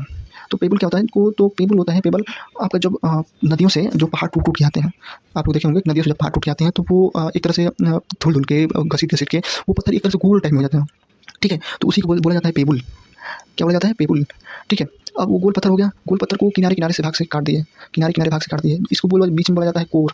तो इस कभी-कभी कोर संस्कृति भी आ जाएगा, तो आपको निम्न पुरापाषाण से याद करना है। फिर और इसको बोला जाता है, इस किनारे वाले को फलक, अंदर वाले को बोला जाता है कोर और बाहरी वाले को बोला जाता है फलक। यदि एक लकड़ी की या पत्थर में एक तरफ से इस फलक को लगा दिया जाए तो इसको बोलते हैं चापर, और दोनों तरफ से लगा दिया जाए तो इसको बोलेंगे चापिंग। एक तरफ से लगा दिए तो इसको बोलेंगे चापर, और दूसरी तरफ से लगा दिया तो इसको बोलेंगे चापिंग। और एक ही तरफ दोनों तरफ लगा दिए, एक ही तरफ दोनों साइड में लगा दिए, दोनों एक ही तरफ लगा दिए तो उसको बोलते हैं विदारणी। ये औजार समझ में आ गया? तो पूछेगा कि चापर भी समझ में आ गया आपको, चापिंग भी समझ में आ गया। ठीक है, हस्तकुठार से क्या था, तो आपका जो ये कुल्हाड़ी नुमा होता है ना, तो उसी को बोलते हैं हस्तकुठार। ठीक है, हस्तकुठार का सबसे पहले खोज किसने किया था, तो रॉबर्ट ब्रूट ने 1863 में हैंड एक्स की खोज किया था। कहाँ पे किए थे? तो अतिपक्कम, जो तमिलनाडु का अतिपक्कम है, वहाँ पे खोज किए थे। ये भी पॉइंट पूछा जाता है। और ये भी पूछा जाता है कि प्राग ऐतिहासिक काल की जो जनक है वो कौन है, तो रॉबर्ट ब्रूस को ही बताएंगे। ठीक है, रॉबर्ट ब्रूस को ही क्या बताएंगे कि ये प्राग ऐतिहासिक मतलब कि जो इतिहास में न लिखे गए साक्ष्य हैं, लेकिन जो लिखने का कोई भी प्रमाण नहीं मिलता है, उस काल के जनक कहे जाते हैं रॉबर्ट ब्रूट। 1863 में इन्होंने दक्षिण भारत में यानी अतिपक्कम में एक कुल्हाड़ी की खोज किए थे। ठीक है, ये पॉइंट आपको समझ में आ गया होगा। चलिए अब इसके आते हैं आगे में कि प्रमुख स्थल क्या कौन कौन से हैं। तो प्रमुख स्थल में आप लोग याद रखिएगा सोन घाटी, ये भी मोस्ट इंपॉर्टेंट है। सोन घाटी केवल देख के पूछेगा कि ये किससे संबंधित है, तो आपको बताना होगा कि निम्न पुरापाषाण काल से संबंधित है, और ये सोन घाटी पंजाब पाकिस्तान में है। पाकिस्तान में भी पंजाब है, वहाँ पे ये सोन घाटी है। ठीक है, तो पंजाब पाकिस्तान में भी सोन घाटी है, वहाँ से लिया गया है। उसके साथ ही आप देख सकते हैं कि नेवासा है। ठीक है, नेवासा को ले सकते हैं आप। फिर उसके बाद आप चिरकी को ले सकते हैं, हथनौरा को ले सकते हैं। ये भी सॉरी नेवासा और चिरकी या हथनौरा ये आपका मध्य पुरापाषाण काल में आ जाएगा। ठीक है, तो आप लोग यहाँ के जो प्रमुख स्थल के बारे में आप सोन घाटी को ले लीजिए, फिर कश्मीर का जो पोखरण पहाड़, फिर पालगांव का चित्र ले लीजिए, राजस्थान का जो मरुस्थल गोंडवाना वहाँ हो जाएगा, फिर महाराष्ट्र का निवासा हो जाएगा, यूपी का बेलन घाटी, ये खोज रहे थे। यूपी का बेलन घाटी और सोन घाटी ये दोनों मोस्ट इंपॉर्टेंट है, आप लोग ध्यान रखिएगा। यूपी का बेलन घाटी और प्रमुख स्थल में, और सोन घाटी जिन्हें पुरापाषाण काल से याद रखना होगा, तो सोन घाटी और बेलन घाटी। यूपी का बेलन घाटी कहाँ है, तो बेलन घाटी आपका जो इलाहाबाद का क्षेत्र है ना, इलाहाबाद के क्षेत्र के थोड़ा सा दूरी पर है। ठीक है, अब आते हैं हम लोग मध्य पुरापाषाण काल पर। मध्य पुरापाषाण काल को देखेंगे कि मध्य पुरापाषाण काल आखिर कैसे इसका डेवलप हुआ है, मध्य पुरापाषाण काल का। ठीक है, तो मध्य पुरापाषाण काल में आप लोग देखेंगे तो सबसे पहले कि मैंने बताया कि एक गोला पत्थर होता था, गोला पत्थर के ये किनारे का भाग काट दिया जाता था, तो इसी को बोला गया फलक। किसको बोला गया फलक, तो ये किनारे वाला गोल जब पत्थर हो जाता था, गोल पत्थर पेबुल बोलेंगे, जो किनारे वाला भाग इसको निकाल दिया इसको बोलेंगे फलक। ये अंदर वाले भाग को बोलेंगे कोर। कोर संस्कृति यदि पूछेगा तो आपको बताना है निम्न पुरापाषाण काल, और ये फलक पूछेगा, यानी फलक का ज़्यादा यूज होने लगेगा आपका मध्य पुरापाषाण काल में, तो फलक संस्कृति यदि पूछेगा तो आपको बताना है मध्य पुरापाषाण काल। ठीक है, तो चलिए मध्य पुरापाषाण काल में क्या है कि जो फलक है, स्क्रेपर कुछ नहीं, एक पत्थर होता था, पत्थर के बीच-बीच में से कुछ भाग काट दिया जाता था, यानी कि अंदर गहरा कर दिया जाता था, ठीक है? अंदर गहरा कर दिया, कर दिया और ऐसे इसका भाग ऊपर नीचे हो जाता था। तो ये स्क्रैपर से क्या करते थे ये लोग कि स्क्रैपर से जो भी शिकार करते थे, भेड़ का, बकरी का या हिरन का, तो उसके ऊपर बाल होते थे, तो बाल को हटाने के लिए इसी स्क्रैपर से रगड़ के उसके बाल को हटाया जाता था, ठीक है? तो ये स्क्रैपर समझ में आ गया, पत्थर के बीच से भाग को कुछ काट दिया जाता था। और जैसे कि आप लोग को छीलनी होता है ना, आलू छीलने के लिए, तो उसी तरह एक तरह से स्क्रैपर इसको भी मान सकते हैं कि ये पशुओं के जो भी बाल होते थे, उसको छीलने के लिए इसका प्रयोग किया जाता था, स्क्रैपर का। फिर उसके बाद भेदक में एक तरह से जो आपका एक तरह से कीलनुमा होता था, कीलनुमा जैसे कि जो भी पशु होते थे या कुछ भी होता था, तो उसको पकड़ के और ये लोग दूर से नहीं मारते थे। ये लोग पशुओं को पकड़ लेते थे, जैसे कि एक तरह से माने कि बकरा है, बकरा को पकड़ लिए और भाला से उसके अंदर लेकर जाकर घोंप दिए, ठीक है? तो उसी तरह ये भेदक था। भेदक से वस्तु किसी भी जानवर को पकड़ के और उसको भेद के मार डालते थे, ठीक है? तो इस भेदक का प्रयोग किया जाता था। तो आपको फलक भी समझ में आ गया, स्क्रैपर भी समझ में आ गया, भेदक भी समझ में आ गया। और इसको मैंने बताया था कि जो अंदर का भाग है इसको कोर बोलेंगे। तो निम्न प्रभाषण काल में कोर संस्कृति यदि पूछेगा तो ये कोर वाला भाग निम्न प्रभाषण काल का है, और जो किनारे वाला ये फलक वाला है, ये फलक संस्कृति से लिया गया है, ठीक है? चलिए, ये भी बात समझ में आ गई होगी आपको। इसका जो क्षेत्र है, क्षेत्र मोस्ट इम्पोर्टेंट है। मैंने चित्र में बता दिया था आपको कुछ टाइम पहले। तो चित्र में आपका जो ये चित्र है, निवासा हो गया, महाराष्ट्र का डेडवाना हुआ, भीमबेटका हुई, ठीक है? तो निवासा महाराष्ट्र का, डेडवाना राजस्थान का, भीमबेटका, ये सारे स्थल आप लोग को ध्यान रखना है, ठीक है?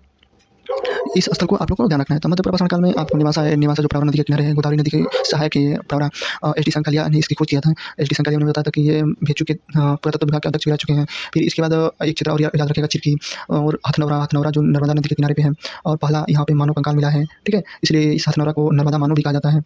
इतना पॉइंट आप लोग मध्य प्रभाषण काल से याद रखेगा। मध्य प्रभाषण काल का यदि टाइम पीरियड पूछेगा तो 5000 से 4000 सॉरी 50,000 से 40,000 के बीच में है, ठीक है? इसमें यदि पूछा जाए कि मानव कौन सा आएगा, तो नियंदरथल, जर्मनी का नियंदरथल, ठीक है? और निम्न प्रभाषण काल में पूछा जाएगा कि कौन सा मानव आएगा, तो ऑस्ट्रेलोपिथेकस से लेकर होमो इरेक्टस तक। निम्न प्रभाषण काल में कौन सा मानव आएगा, तो ऑस्ट्रेलोपिथेकस से लेके और ये होमो इरेक्टस तक आता है। और मध्य प्रभाषण काल में नियंडरथल आता है, ठीक है? और उच्च प्रभाषण काल में आपका होमो सेपियंस का जन्म हो जाता है। ये भी पॉइंट याद रखिएगा। चलिए, होमो सेपियंस और कुछ ओवरलैपिंग में चलेंगे। तो जैसे-जैसे आगे बढ़ते जाएँगे, मैं बताता जाऊँगा कि कहाँ-कहाँ ये लोग होमो सेपियंस और जो आपका प्लीस्टोन युग आएगा, वहाँ भी मैंने कुछ-कुछ बताता चलूँगा, ठीक है?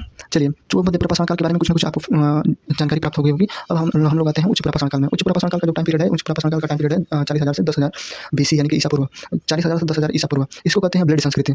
इसमें इसे ब्लेड संस्कृति क्यों कहते हैं कि मैंने बताया था कि जो ये पत्थर था, पेबल के किनारे वाले भाग को फलक कहते हैं। तो इसके किनारे इसको कोर कहते हैं। तो निम्न प्रभाषण को कोर की संस्कृति कहा गया है। इसको कहा जाता है फलक संस्कृति, यानी फलक का है तो फलक संस्कृति कहा गया है। और इस समय जो उच्च प्रभाषण काल है, तो उसमें अब ये दोनों तरफ यूज़ कर रहे हैं। जब दोनों तरफ फलकों को बाँध-बाँध के यहाँ पे नुकीला टाइप में बना लिया है, तो इसी की वजह से इसको दोनों तरफ का नुकीला, यानी कि एक तरह से देखेंगे तो ये ब्लेड नुमा हो गया है। तो ये आपको जब भी पूछा जाएगा कि ब्लेड या ब्यूरिन का काल किसे कहा जाएगा, तो ब्लेड जहाँ भी संस्कृति आ जाएगी, ब्लेड संस्कृति जहाँ भी आ जाएगी, उच्च प्रभाषण काल से याद रखना है। तो तीनों को तीनों संस्कृति को याद रखना है। निम्न प्रभाषण काल कोर प्रणाली से है, और चापर चॉपिंग से याद रखिएगा। मध्य प्रभाषण काल को फलक संस्कृति से याद रखिएगा, और उच्च प्रभाषण काल को ब्लेड संस्कृति से याद रखिएगा, ठीक है? चलिए, अब इसके आगे बढ़ते हैं। इसके आगे में क्या है कि चमकदार पत्थर और यहाँ पे उद्योग का उदय। कुछ-कुछ मतलब कि कुछ-कुछ कार्य करने लगे हैं ये लोग। कुछ-कुछ कार्य मतलब कि मृदभांड बनाने लगे हैं, फिर चित्रकारी करने लगे हैं। होमो सेपियंस का इसमें अब उदय हो चुका है। पूरी अच्छी तरह से उदय नहीं हुआ है भाई, लेकिन अब उदय हो चुका है एक तरह से। कुछ-कुछ मानव होमो सेपियंस के जन्म लेने लगे हैं, ठीक है? और इसके जो साक्ष्य मिले हैं उच्च प्रभाषण काल के साक्ष्य सबसे पहला है आपका भीमबेटका को ये आप लोग को याद रखना है। भीमबेटका बहुत ही इंपॉर्टेंट है। भीमबेटका के बारे में मैं बता दूँ तो भीमबेटका जो है आपका एमपी में है। कहाँ पे है? एमपी में। एमपी के रायसेन जिले में है। 600 से ज़्यादा जो चित्र हैं वो बनाए गए हैं। चित्र कैसे हैं? तो चित्र लाल रंग के हैं। जो उसमें रंग भरा गया है वो लाल रंग का भरा गया है।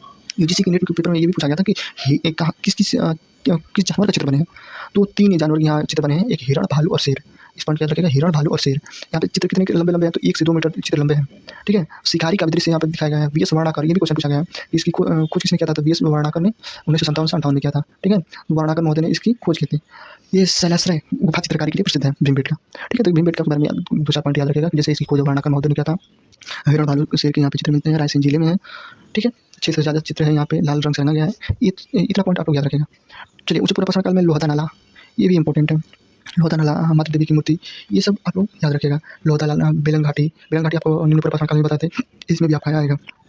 इसमें भी उच्च प्रभाषण काल में भी बेलन घाटी और लोहदा नाला आएगा, ठीक है? यहाँ पे माता देवी की मूर्ति का जिक्र किया गया था। माता देवी की मूर्ति में जो नक्काशी है, नक्काशी का मतलब कि जितने भी डिज़ाइन बनाया जाता है, तो डिज़ाइन में जैसे कि आप लोग देखेंगे कि इसमें जो ताजमहल है, ताजमहल की एक बारीक से बारीक नक्काशियाँ की गई हैं। तो उसी तरह जो माता देवी की मूर्ति है, तो उस समय के अपने अनुसार वहाँ पे नक्काशी किया गया है। चलिए, तो आपको इतना बात समझ में आ गई होगी, ठीक है?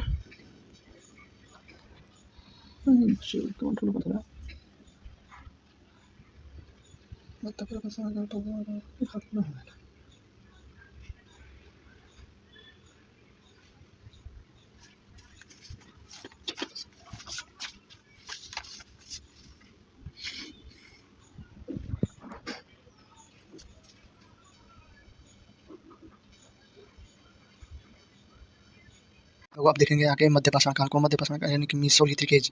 मेसोलिथिक एज आपका जो चला है वो 10,000 ईसा पूर्व से 6,000 ईसा पूर्व तक चला है। इसकी जो खोज करता है सीएल कार्लाइल। सीएल कार्लाइल ने 1867 में विंध्य क्षेत्र के लघु पाषाण उपकरणों की खोज की थी। कहाँ पे की थी? तो ये जो आपका मिर्ज़ापुर का जो टोंस नदी है उसके क्षेत्र के करीब में ये लघु पाषाण जो भी छोटे-छोटे ये मध्यपाषाण काल का जितनी भी विशेषता है इसमें प्रथम विशेषता ये है कि इसके जो औजार मिलेंगे ये छोटे-छोटे मिलेंगे। इसके औजार छोटे-छोटे मिलेंगे और इसी काल में मध्यपाषाण काल में ही पशुपालन की शुरुआत हो जाती है। ये 2 इम्पोर्टेंट बातें ये मध्यपाषाण काल से याद रखिएगा। जैसे कि पूर्वपाषाण काल में आप लोग जानते हैं कि शिकार और खाद्य संग्रह था। उसी तरह इसमें मध्यपाषाण काल में याद रखिए कि छोटे पत्थर और इसमें पशुपालन की शुरुआत हो जाता है। ठीक है? चलिए, तो आप इस पॉइंट को याद रखिएगा कि इसकी जो खोज करता है सीएल कार्लाइल 1867 में विंध्य क्षेत्र में। विंध्य क्षेत्र में मिर्ज़ापुर का जो क्षेत्र है, मिर्ज़ापुर के टोंस नदी के किनारे में इसकी खोज किए थे।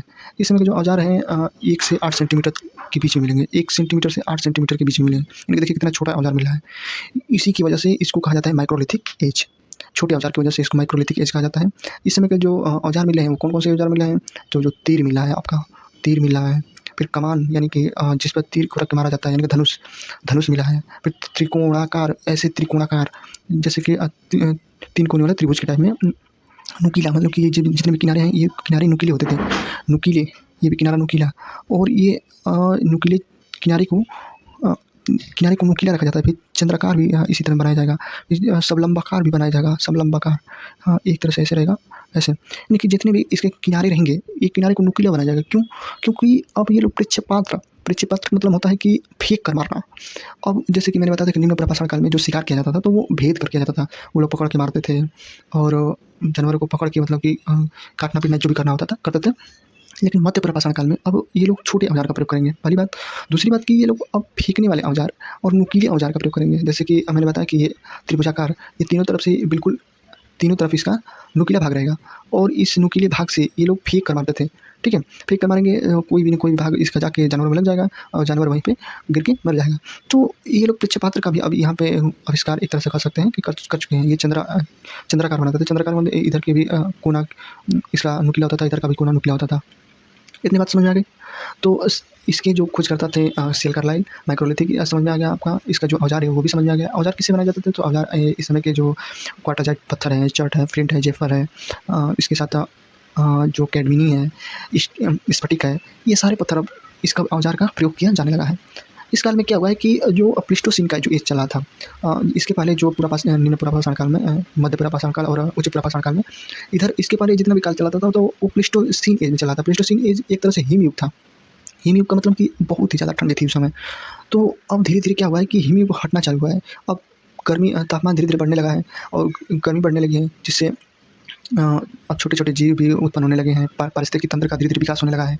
पेड़-पौधे ग्रो करने लगे हैं। जो ये घास-फूस है वो भी अब अच्छी तरीके से ग्रो करने लगा है। ठीक है? तो अब ग्रो करने लगा है, इसकी वजह से अब जो भी कृषि का जो एक तरह से कह सकते हैं, कृषि का भी आगम आगे आने लगा है। ठीक है? जो पशु हैं, पशु में भी विभिन्न प्रकार के पशु अब उत्पन्न होने लगे हैं। जैसे कुत्ता, बिल्ली, स्तनधारी पशु, फिर छोटे-मोटे पशु, खरगोश, भेड़-बकरी, सभी अब ये जानवर उत्पन्न होने लगे हैं, विकास करने लगे हैं प्लीस्टोसीन एज के बाद। ठीक है? तो अब ये पशुपालन की शुरुआत, ये मुख्य परिवर्तन आएगा यहाँ का। ये पूछा जाएगा कि पशुपालन का प्रथम साक्ष्य कहाँ मिला है? तो पशुपालन का प्रथम साक्ष्य आपको बताना है कि राजस्थान के बागोर क्षेत्र में। राजस्थान के बागोर क्षेत्र है, वहाँ पे कम से कम आपका जो राजस्थान का बागोर क्षेत्र है, वहाँ पे 5000 वर्ष पुराना, 5000 वर्ष से अधिक पुराना, यानी कि 7 से 8000 वर्ष पुराना वहाँ पे साक्ष्य पशुपालन के मिले हैं। ठीक है? पशुपालन के साक्ष्य वहाँ पे और आदमगढ़ एमपी में मिले हैं। तो पशुपालन के यदि साक्ष्य पूछेगा तो सबसे पहले कहाँ साक्ष्य मिलते हैं? तो आदमगढ़ एमपी में और बागोर राजस्थान में मिलते हैं। ठीक है? फिर और कहाँ-कहाँ इसके साक्ष्य मिलते हैं? तो यूपी के जो माधा है, प्रतापगढ़, वहाँ पे हड्डियों के सींग, ठीक है? हड्डियों के सींग मिला है माधा में। माधा में हड्डियों का मतलब कि इतना ज़्यादा सींग मिला है और इतना आभूषण भी बनाए गए हैं स्त्रियों के समान, और स्त्री-पुरुष का युग्म सावधान भी मिला है वहाँ पे।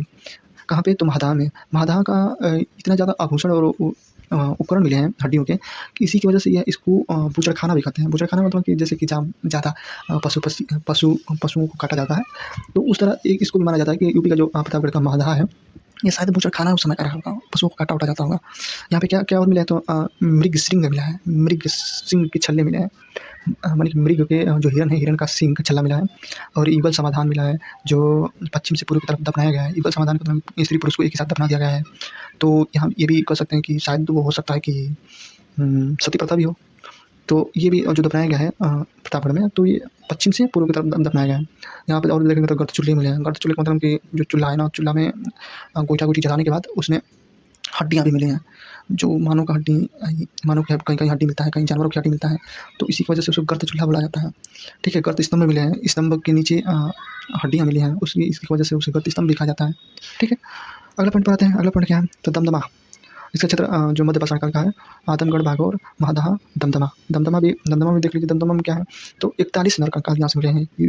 दमदमा भी यूपी के प्रतापगढ़ में ही है। ये भी बात पॉइंट को ध्यान रखिएगा।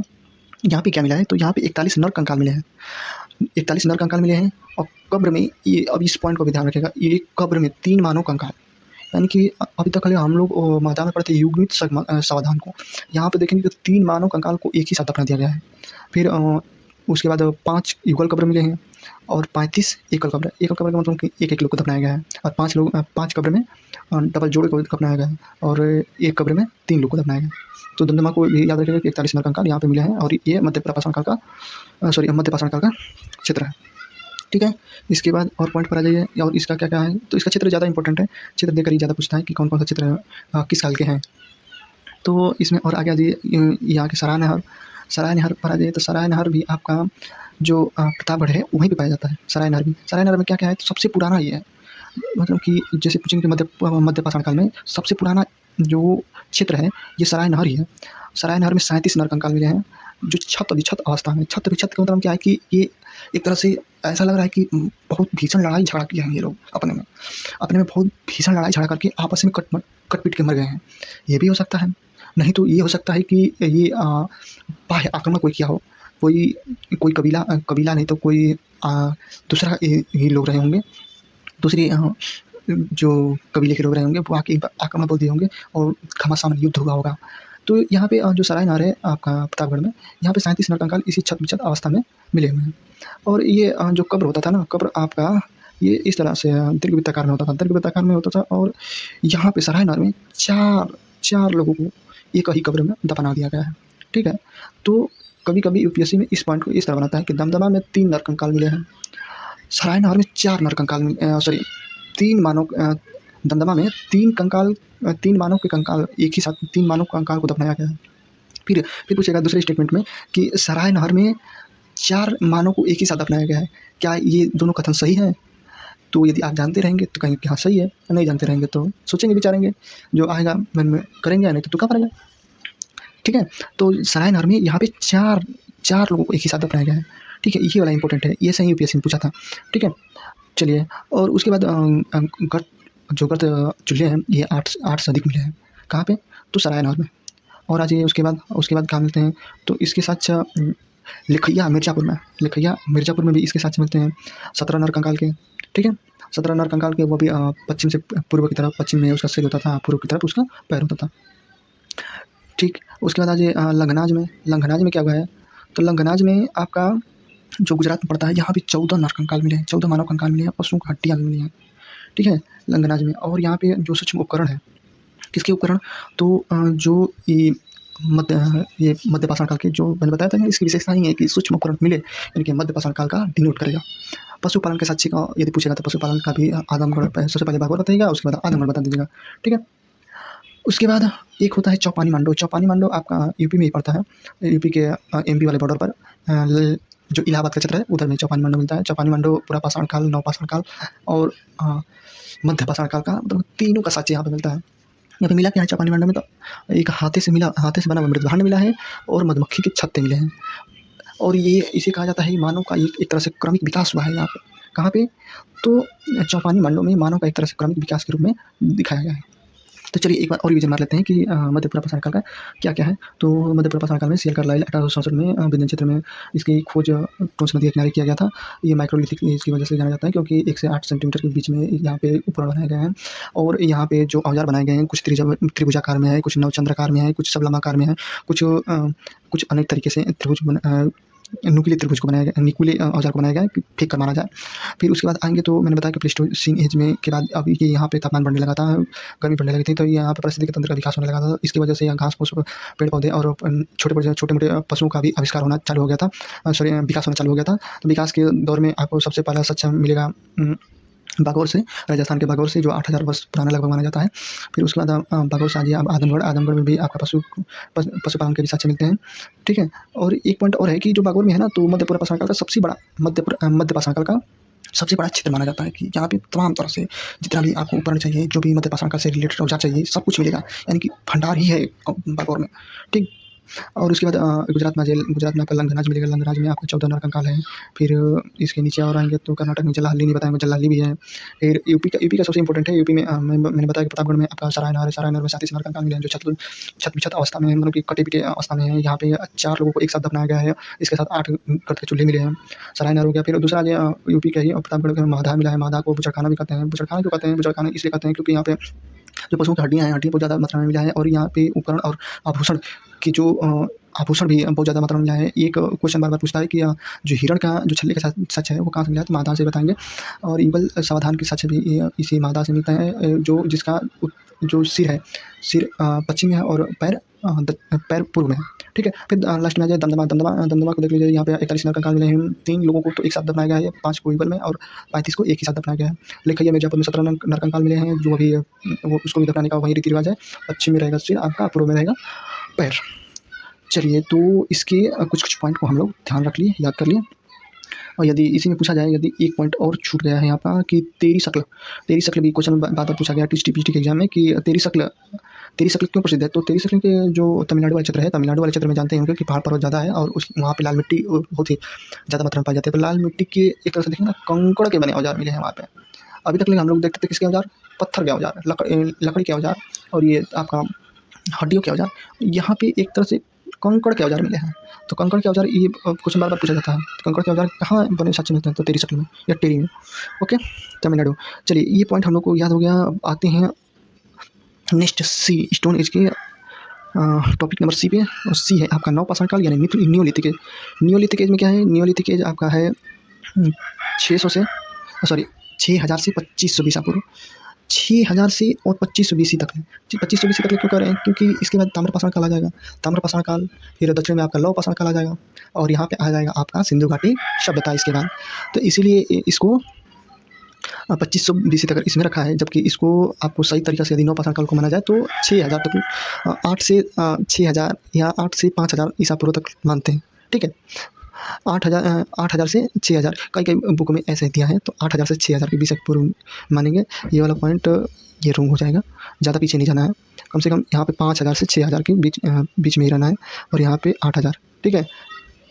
चलिए, तो नवपाषाण काल में आइए। नवपाषाण काल में सबसे पहले कि इसके बारे में बता दूँ तो इसके जो शब्द थे ना, शब्द का जो जनक थे तो जॉन लुबाक थे। जॉन लुबाक ने प्री हिस्टोरिक टाइम का एक शोध था, उसमें बताया था किसको? तो नवपाषाण काल को यानी नियोलिथिक एज का शब्द का प्रयोग किए थे। इसकी जो क्रांतिकारी के बारे में, इसके बारे में शोध करने लगे कि है क्या, कैसे है, कैसे इसका जीवन यापन होता था, कैसे लोग रहते थे। इसके बारे में क्रांतिकारी विचार में देखेंगे तो क्रांतिकारी विचार में गार्डन चाइल्ड है। गार्डन चाइल्ड का इसमें अच्छा खासा नाम आता है, ठीक है। और गार्डन चाइल्ड के ही शोध का जितना भी प्रमाण है, जितना जो भी कुछ है वो हम लोग पढ़ते हैं, ठीक है। उत्तर भारत में यदि आप लोग देखेंगे तो उत्तर भारत में इसका खोजकर्ता का श्रेय ली मुंजिए को दिया जाता है।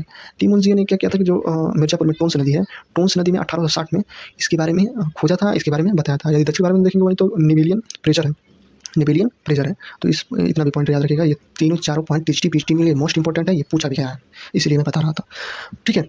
इसमें जैसे कि सभी एज का मैंने बताया था कि सभी एज का अपनी-अपनी विशेषताएँ हैं। तो नवपाषाण काल की जो भी विशेषताएँ हैं, वो उसमें सबसे इम्पोर्टेंट विशेषता ये है कि अब मध्यपाषाण काल में लोग पशुपालन को जाने थे, उसी तरह इस नवपाषाण काल में लोग अब कृषि को जानने लगे हैं। यानी कि अब कृषि करने लगे हैं और कृषि करने की वजह से अब यहाँ पे स्थायी निवास का जीवन अपनाने लगेंगे लोग। स्थायी जैसे जीवन को अपनाने लगेंगे तो यहाँ पे मृदभांड का, चाक का चाक का जो आग का भी उपयोग है वो व्यापक रूप में आप करने लगेंगे। फिर उसके बाद जो ये पशुपालन पशुओं का भी उपयोग विभिन्न तरीके से करने लगेंगे। और सबसे इम्पोर्टेंट ये भी है कि अब जैसे कि इसी काल में चक्के मतलब कि जो पहिया होता है ना, पहिया, उसका भी आविष्कार अब इसी काल में हो जाएगा। जैसे ही पहिया का आविष्कार हुआ, परिवहन का विकास हो गया। अब परिवहन का जैसे विकास अच्छे तरीके से हुआ तो लोग और एडवांस टेक्नोलॉजी, एडवांस हर चीज़ में एडवांस होते और चले जाएँगे। ठीक है, चलिए तो इसके बारे में थोड़ा बहुत आप लोग को जनरल आइडिया हो गया होगा। तो कृषि की शुरुआत कैसे हुई होगी। तो कृषि की शुरुआत यहाँ पे जैसे लोग पशुपालन करना शुरू कर दिए थे, तो पशुओं के लिए चारा वारा, पानी का व्यवस्था करना चाहने लगे थे, तो ज़्यादा ये लोग नदियों के किनारे निवास करना चालू कर दिए थे और नदियों के किनारे ही थोड़ा बहुत कृषि करना चालू कर दिए थे। कृषि करने की वजह से अब इन लोगों को यहाँ पे रुकना पड़ता था। जैसे रुकना पड़ता था तो ये लोग पशु को बांध कर रखते थे, चराते थे। फिर उसके बाद खाद्य सामग्री का, फिर कुंभकारी का, खाने के लिए जो बर्तन का प्रयोग करेंगे कुंभकारी का, ठीक है। फिर आग का भी प्रयोग व्यापक रूप में प्रयोग करने लगे। अब मांस को पका के खाने लगे, भून कर खाने लगे। अब पहले जैसे स्वाद नहीं रहा अब कच्चे मांसों में, तो अब ये लोग जान गए हैं कि भून के खाने में बहुत मज़ा आता है। तो ये नवपाषाण काल में अब भून कर ही खाना प्रयोग कर दिए थे। अस्थायी जीवन में अभी तो लोग बिल्डिंग नहीं बनाएंगे, तो क्या बनाते थे, झोपड़ी। तो ये लोग झोपड़ी बना के रहते थे, ठीक है। इसके जो साक्ष्य कहाँ से मिले हैं, साक्ष्य इज वेरी इंपॉर्टेंट। साक्ष्य इसकी आपका मैं बताता चलूँ तो पहला है मेहरगढ़ के बलूचिस्तान में। ये तो आपका बार-बार पेपर में पूछा भी गया होगा और आप लोग जानते भी होंगे कि गेहूँ और जौ के साक्ष्य, यानी गेहूँ के 3 जगह, जौ के 2 जगह और इसी के साथ भैंसिया, आपकी भैंसिया का साक्ष्य, यानी कि भैंस का भी साक्ष्य मेहरगढ़ में मिला है। ये भी पॉइंट याद रखिएगा, ये भी पेपर में पूछा गया है। तो भैंस और साथ में कपास, तो मेहरगढ़ में 3 जगह गेहूँ का, 2 जगह जौ का, 1 जगह कपास का और भैंस का भी साक्ष्य मेहरगढ़ में मिलता है, ठीक है। तो ये यहाँ पे स्थायी जीवन था और ये 7000 वर्ष यानी 7000 बीसी का है। कब का है ये, तो 7000 बीसी का है। तो मेहरगढ़ बलूचिस्तान वाले क्षेत्र में आप लोग को कुछ ना कुछ आइडिया हो गया होगा, ये पॉइंट को आप लोग याद रखिएगा। दूसरा जाइए, दूसरा में है लहुरादेव। लहुरादेव कहाँ पे है, तो संत कबीर नगर, यूपी के संत कबीर नगर, यानी कि भदोही से जिसको भदोही के नाम से जानते होंगे। भारत में ये धान की भारत में चावल जो पूछेगा ना कि भारत में कृषि के साक्ष्य कहाँ मिले हैं, तो सबसे पहले यहीं पे बताएंगे लहुरादेव में। यदि भारत पाकिस्तान मतलब कि पहले का भारत नहीं पूछा जाए, तो यानी स्वतंत्रता युग से पहले का, तो मेहरगढ़ को बताएंगे। और जब स्वतंत्रता युग के बाद का पूछा जाए तो आप लहुरादेव को बताएंगे, क्योंकि लहुरादेव में जो आपके जो साक्ष्य मिले हैं ये 9000 बीसी से 8000 बीसी के पुराने हैं, ठीक है। तो अब इसको यदि पूछा जाए लहुरादेव यदि दिया है तो लहुरादेव को ही लगाएंगे, क्योंकि यहाँ पे जो कृषि के साक्ष्य हैं, जो चावल का साक्ष्य है, ये लहुरादेव में मिला है। लहुरादेव में ये एक झील के किनारे मिला है। झील मतलब कि संत कबीर नगर में एक गंगा के किनारे एक झील है, वहीं पे इसका साक्ष्य मिलता है, ठीक है। Second is important thing, Burj home. Burj home क्या है, तो लोग, बुर्ज का मतलब होता है कि लकड़ी सॉरी पेड़ के जो छाल होते हैं उससे बुर्ज कहा जाता है, और होम का मतलब घर है। तो लकड़ी की छाल यानी कि उनके गर्त में जो घर बनाए जाते थे उसे गर्तवास बोलते थे। ये जो जम्मू कश्मीर का इलाका है, जम्मू कश्मीर का इलाका है, इसमें बहुत ज़्यादा ठंडा था। ठंडा होने की वजह से आज भी ठंडा होता है, तो ठंड होने की वजह से यहाँ पे सर्वाइव करना बहुत मुश्किल है। तो लोग घरों को ऊपर न बना के वो ज़मीन खोदते थे, ज़मीन खोद के अंदर रहते थे। तो जानते हैं ज़मीन का अंदर थोड़ा सा गर्मी टाइप में रहता है, जैसे कि ठंडा में आप लोग नल चलाएंगे, चाहे कुछ पानी चलाते हैं जो ज़मीन के अंदर से आता है, जब उसको चलाएगा तो वो पानी गर्म आता है। तो इस तरह से वो लोग भी गर्मी पाने के लिए, गर्म घर इनके सर्वाइव करने के लिए स्वयं को, वो लोग ज़मीन में घर को बनाते थे। कौन लोग, तो कश्मीर के बुर्ज होम। बुर्ज होम में क्या-क्या साक्ष्य मिले हैं, तो बुर्ज होम में एक माली के साथ कुत्ते को दफनाया गया है, तो उसके साक्ष्य मिलते हैं, ठीक है। तो बुर्ज होम में ये क्वेश्चन बार-बार पूछा जाता है कि माली के साथ कुत्ते का दफनाने का साक्ष्य कहाँ मिलता है, तो बुर्ज होम में। गुफ कराल में कुम्हार की गुफा, यहाँ पे कृषि और पशुपालन के साक्ष्य मिलते हैं, और यहाँ पे इस नवपाषाण काल के कुछ औजार भी मिले हैं, ठीक है। तो ये भी पॉइंट को याद रखिएगा, ठीक है। कहाँ पे ये भी है, तो ये भी कश्मीर में है। बिहार के चिरांद में आ जाइए। बिहार के चिरांद में भी हिरण के सींग की जो हिरण के सींग से जो उपकरण बनाया गया है, जो हड्डियों का औजार बनाया गया है, ये यहाँ पे कहाँ पे मिलता है, तो चंपारण में, सारण आरा में पड़ता है। बिहार के आरण में मिला है। कुलडेवा में भी चावल के साक्ष्य मिलते हैं, जो कितने वर्ष पुराने हैं, तो 6500 बीसी में, 6500 बीसी यानी कि 6500 बीसी का है। कहाँ पे, तो कुलडीवा में। कुलडीवा कहाँ है, तो कुलडीवा इलाहाबाद के नज़दीक में है। उसके साथ मैंने चौपानी मंडल में बताया था। महागरा एक और यह स्थान रखिएगा याद, नवपाषाण काल में इलाहाबाद के क्षेत्र में है महागरा में एक तरह से जो गाय भैंस है, तो उनके खूर का साक्ष्य मिला है। तो खूर के साक्ष्य से ये अनुमान लगाया गया कि यहाँ पे बहुत ज़्यादा मात्रा में खूर का साक्ष्य मिला था, तो इसलिए ये मात्रा में लगाया जाता है कि यहाँ गौशाला रहा होगा या पशुपालन रहा होगा, इसलिए यहाँ पे खूर का ज़्यादा साक्ष्य मिला है, ठीक है। इसके साथ ही दौजल हंडी में भी कृषि पालन मिला है। फिर पश्चिम बंगाल में तो पांडुराम में भी मिला है। आपको बिहार के सारंग में बताए थे कि यहाँ पे हिरण के साक्ष्य मिले हैं। फिर इधर में इधर साउथ में आ जाइए तो साउथ में मास्की, ब्रह्मगिरी, संगनकल्लू, फिर हल्लूरू, कोडक्कल। तो यह कई क्षेत्रों में जैसे कि राख के टीले मिले हैं। राख के टीले का मतलब कि जितने भी पशुपालन होता था, पशुपालन के जो डंक बचा होता था, जो उनका गोबर बचा होता था, गोबर को एक जगह अपना बना के एक तरह से हम लोग के क्षेत्र में बोलते हैं उसको गोरिल्ला। तो एक तरह से पूरा डंक को इकट्ठा कर देते थे, इकट्ठा करके पहाड़ बना देते थे, पहाड़ बना के उसमें आग लगा देते थे। तो इसकी वजह से राख का एक तरह से टीला बन जाता था। तो राख का टीला कहाँ मिले हैं, तो कुड़क्कल में आपका राख का टीला मिलेगा। फिर कुतनूर, जो आंध्र प्रदेश का कुतनूर है, वहाँ भी मिलेगा। उतनूर में भी मिलेगा। कुतनूर और उतनूर 2 जगह में मिलेगा, ठीक है। फिर नागार्जुन कोंडा भी है, कोडक्कल भी है, पोचमपल्ली भी है। ये सब क्षेत्र में आपका नवपाषाण काल के जो भी साक्ष्य हैं, ये भी मिलते हैं, ठीक है। तो एक पॉइंट में हम लोग नवपाषाण काल के जो पॉइंट है उसको देख लेते हैं फिर से। नवपाषाण काल का जो मतलब नवपाषाण काल का जो नियो है, नियो एक तरह से यूनानी वर्ड है और इसका मतलब होता है नया। ये काल का यदि देखा जाए तो टाइम पीरियड कितना है, तो 8000 से 5000 बीसी के रूप में, कोई किताब में 8000 से 6000 बीसी के रूप में माना गया है। इसके शब्द के जनक है सर जनरल बाग। नवपाषाण काल के क्रांति के जनक कौन कहा जाता है, तो गार्डन चाइल्ड को कहा जाता है। उत्तर भारत में अली मानसियन ने टूंस नदी के किनारे 1860 में मिर्जापुर के क्षेत्र में इसका जो औजार मिले हैं, जो छोटे-छोटे औजार मिले हैं, उसकी खोज किए थे। दक्षिण भारत में नेवेरियन फ्रेजर ने इसका आविष्कार किया था। तो इसी की वजह से दक्षिण भारत के नवपाषाण काल का इनका जनक माना जाता है, ठीक है। कृषि का इसमें ज्ञान हुआ था। पशुपालन का ज्ञान मध्यपाषाण काल में बताए थे और इस समय अब कृषि का ज्ञान हो गया। तो कृषि के ज्ञान होने की वजह से अब इन लोग नदी के किनारे ये लोग अब सर्वाइव कर रहे थे और ये लोग स्थायी निवास के रूप में अब घर को बनाने लगे हैं। स्थायी निवास में जैसे कि कच्ची ईंटों से घर बनाते थे, पतलो जो बिसरकंडा था, इसके माध्यम से ये लोग झोपड़ी बनाते थे। और ये लोग मृदभांड को हाथ से, तो अब चाक मतलब कि एक गोलाकार रूप में चाक होता था। चाक पर मिट्टी को रख के और उसका आकार दिया जाता है, तो उसको चाक बोलते हैं। चाक पर अब इस नवपाषाण काल में उसका प्रयोग करके अमृतभांड बनाया जाने लगा है। पशुपालन का साक्ष्य मैंने बताया था। पशुपालन के साक्ष्य यदि पूछेगा तो मध्यपाषाण काल में बागोल, राजस्थान और आजमगढ़ में बता दीजिएगा। पालिशदार और चमकीले उपकरण भी यहाँ पे बनाए जाने लगे हैं। नवपाषाण काल के साक्ष्य जो हैं वो ज़्यादा इंपॉर्टेंट है। पूछा जाता है कि साक्ष्य कहाँ से मिले हैं, तो सबसे पहला याद रखिएगा बुरझोम में मानव के साथ कुत्ते को दफनाया जाने लगा है और ये ज़्यादातर झील के किनारे ही बनाया जाता था और ये लोग ठंड से बचने के लिए नीचे गर्तवास के रूप में घर बनाते थे। गुप्तकाल में आ जाते, गुप्तकाल में क्या है, गुप्तकाल में कुम्हार की गुफा पाया गया है और हड्डियाँ और उपकरण पाया गया है। इलाहाबाद में आ जाइए, इलाहाबाद में कौन-कौन से साक्ष्य नवपाषाण काल के, तो कोल्ढिवा है, कोल्ढिवा से आपको धान का साक्ष्य मिलता है, ठीक है, जो 6500 बीसी का था। चौपानी मंडल में बताया था कि मधुमक्खी के साक्ष्य मिलते हैं। चौपानी मंडल में तीनों काल के मिलते हैं। जो पूरा पाषाण काल का मिलेगा, मध्यपाषाण काल का मिलेगा, नवपाषाण काल का मिलेगा। उसके साथ आपको गहमरा में बताते हैं, गहमरा में गौशाला मिला है, उसके साथ खुर का साक्ष्य मिलते हैं। फिर उसके साथ इसके जस्ट और पूर्व में बढ़ेंगे तो पटना जो चिरंद वाला सारण वाला क्षेत्र है, आरा के करीब में हिरण मतलब कि हिरण की जो सींग है, सींग से ये औजार बनाया गया है, उसके साक्ष्य मिले हैं। और आ जाइए पूर्व में तो जो आपका असम में दौजल हांडी है, दौजल हांडी में भी पशुपालन के साक्ष्य मिलेंगे। फिर इसके साथ नीचे आ जाइए, नीचे में आएँगे कुलतूर, नागार्जुनकोंडा, उतनूर, पोचमपल्ली, कोडक्कल, हुल्लूरू, सगनकुलू, ब्रह्मगिरी, मास्की। ये सब क्षेत्रों में आप जब देखेंगे तो इस क्षेत्रों में राख के ज़्यादा साक्ष्य मिलेंगे। नवपाषाण काल में राख के साक्ष्य मिलेंगे, ठीक है। राख में ज़्यादा इंपॉर्टेंट है, इसमें है कुड़क्कल में राख के साक्ष्य मिलेंगे, कुतनूर में मिलेंगे, उतनूर में मिलेंगे। और एक पॉइंट और याद रखिएगा कि जो पहिया का आविष्कार हुआ था तो इसी काल में हुआ था। मेहरगढ़ में आ जाइए, इधर उत्तर पाकिस्तान के साइड में, तो मेहरगढ़ में आपका मैंने बताया है कि मेहरगढ़ में आपको जो 7000 बीसी का पूर्व का मिला है और 7000 बीसी में मैंने बताया कि 2 जगह गेहूँ का, 1 जगह जौ का, 1 जगह कपास का और 3 जगह गेहूँ के, 2 जगह जौ के और 1 जगह कपास के और 1 जगह आपके भैंसिया यानी भैंस का साक्ष्य मिला है। कहाँ पे? मेहरगढ़ में। और आपका यातना तो हो गया, ठीक है। और एक पॉइंट और याद रखिएगा कि जो पाकिस्तान है ना, पाकिस्तान के जलीलपुर में मछली पकड़ने का जो जाल है, जाल होता है ना, जाल फेंक के कटिया अनुमान देखे होंगे ना, कटिया से मछली पकड़ा जाता है, तो उसका भी साक्ष्य इस समय मिल रहा है, मछली पकड़ने के जाल का साक्ष्य। चलिए, और भी एक पॉइंट याद रखिएगा दक्षिण से, कि दक्षिण में यदि पूछा जाए कि पहली फसल कौन सी थी, तो दक्षिण में नवपाषाण काल में पहली फसल आपकी थी रागी।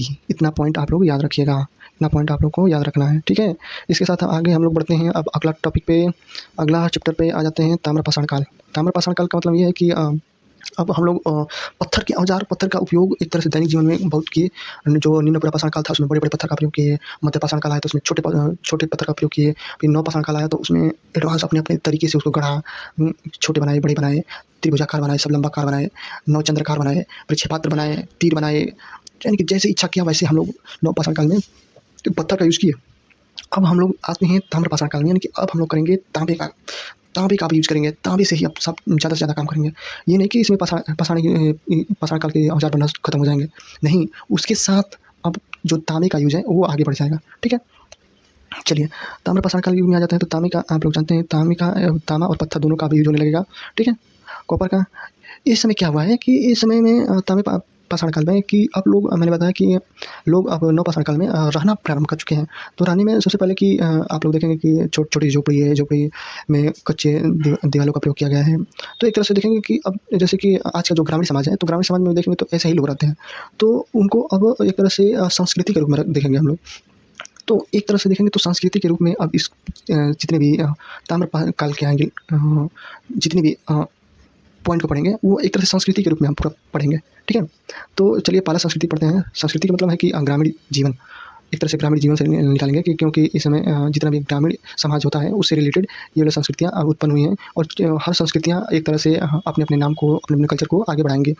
तो सबसे पहले आ जाइए कि इसमें एक तरह से इसको कह सकते हैं कि ये परवर्ती हड़प्पा काल की ये सब संस्कृतियाँ हैं।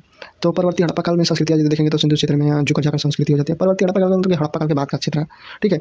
ये हड़प्पा काल की पहली का पढ़ रहे हैं हम, ठीक है? तो हड़प्पा काल में इसमें क्या हो जाएगा तो ये ग्रामीण लोग हो जाएँगे। ग्रामीण लोग में जैसे जानते हैं कि पूजा होता है, पूजा में वृषभ पूजा होगा, माता देवी की पूजा होगा, ग्रामीण सभ्यता जितना भी है ये सबका डेवलप होना चालू हो जाएगा।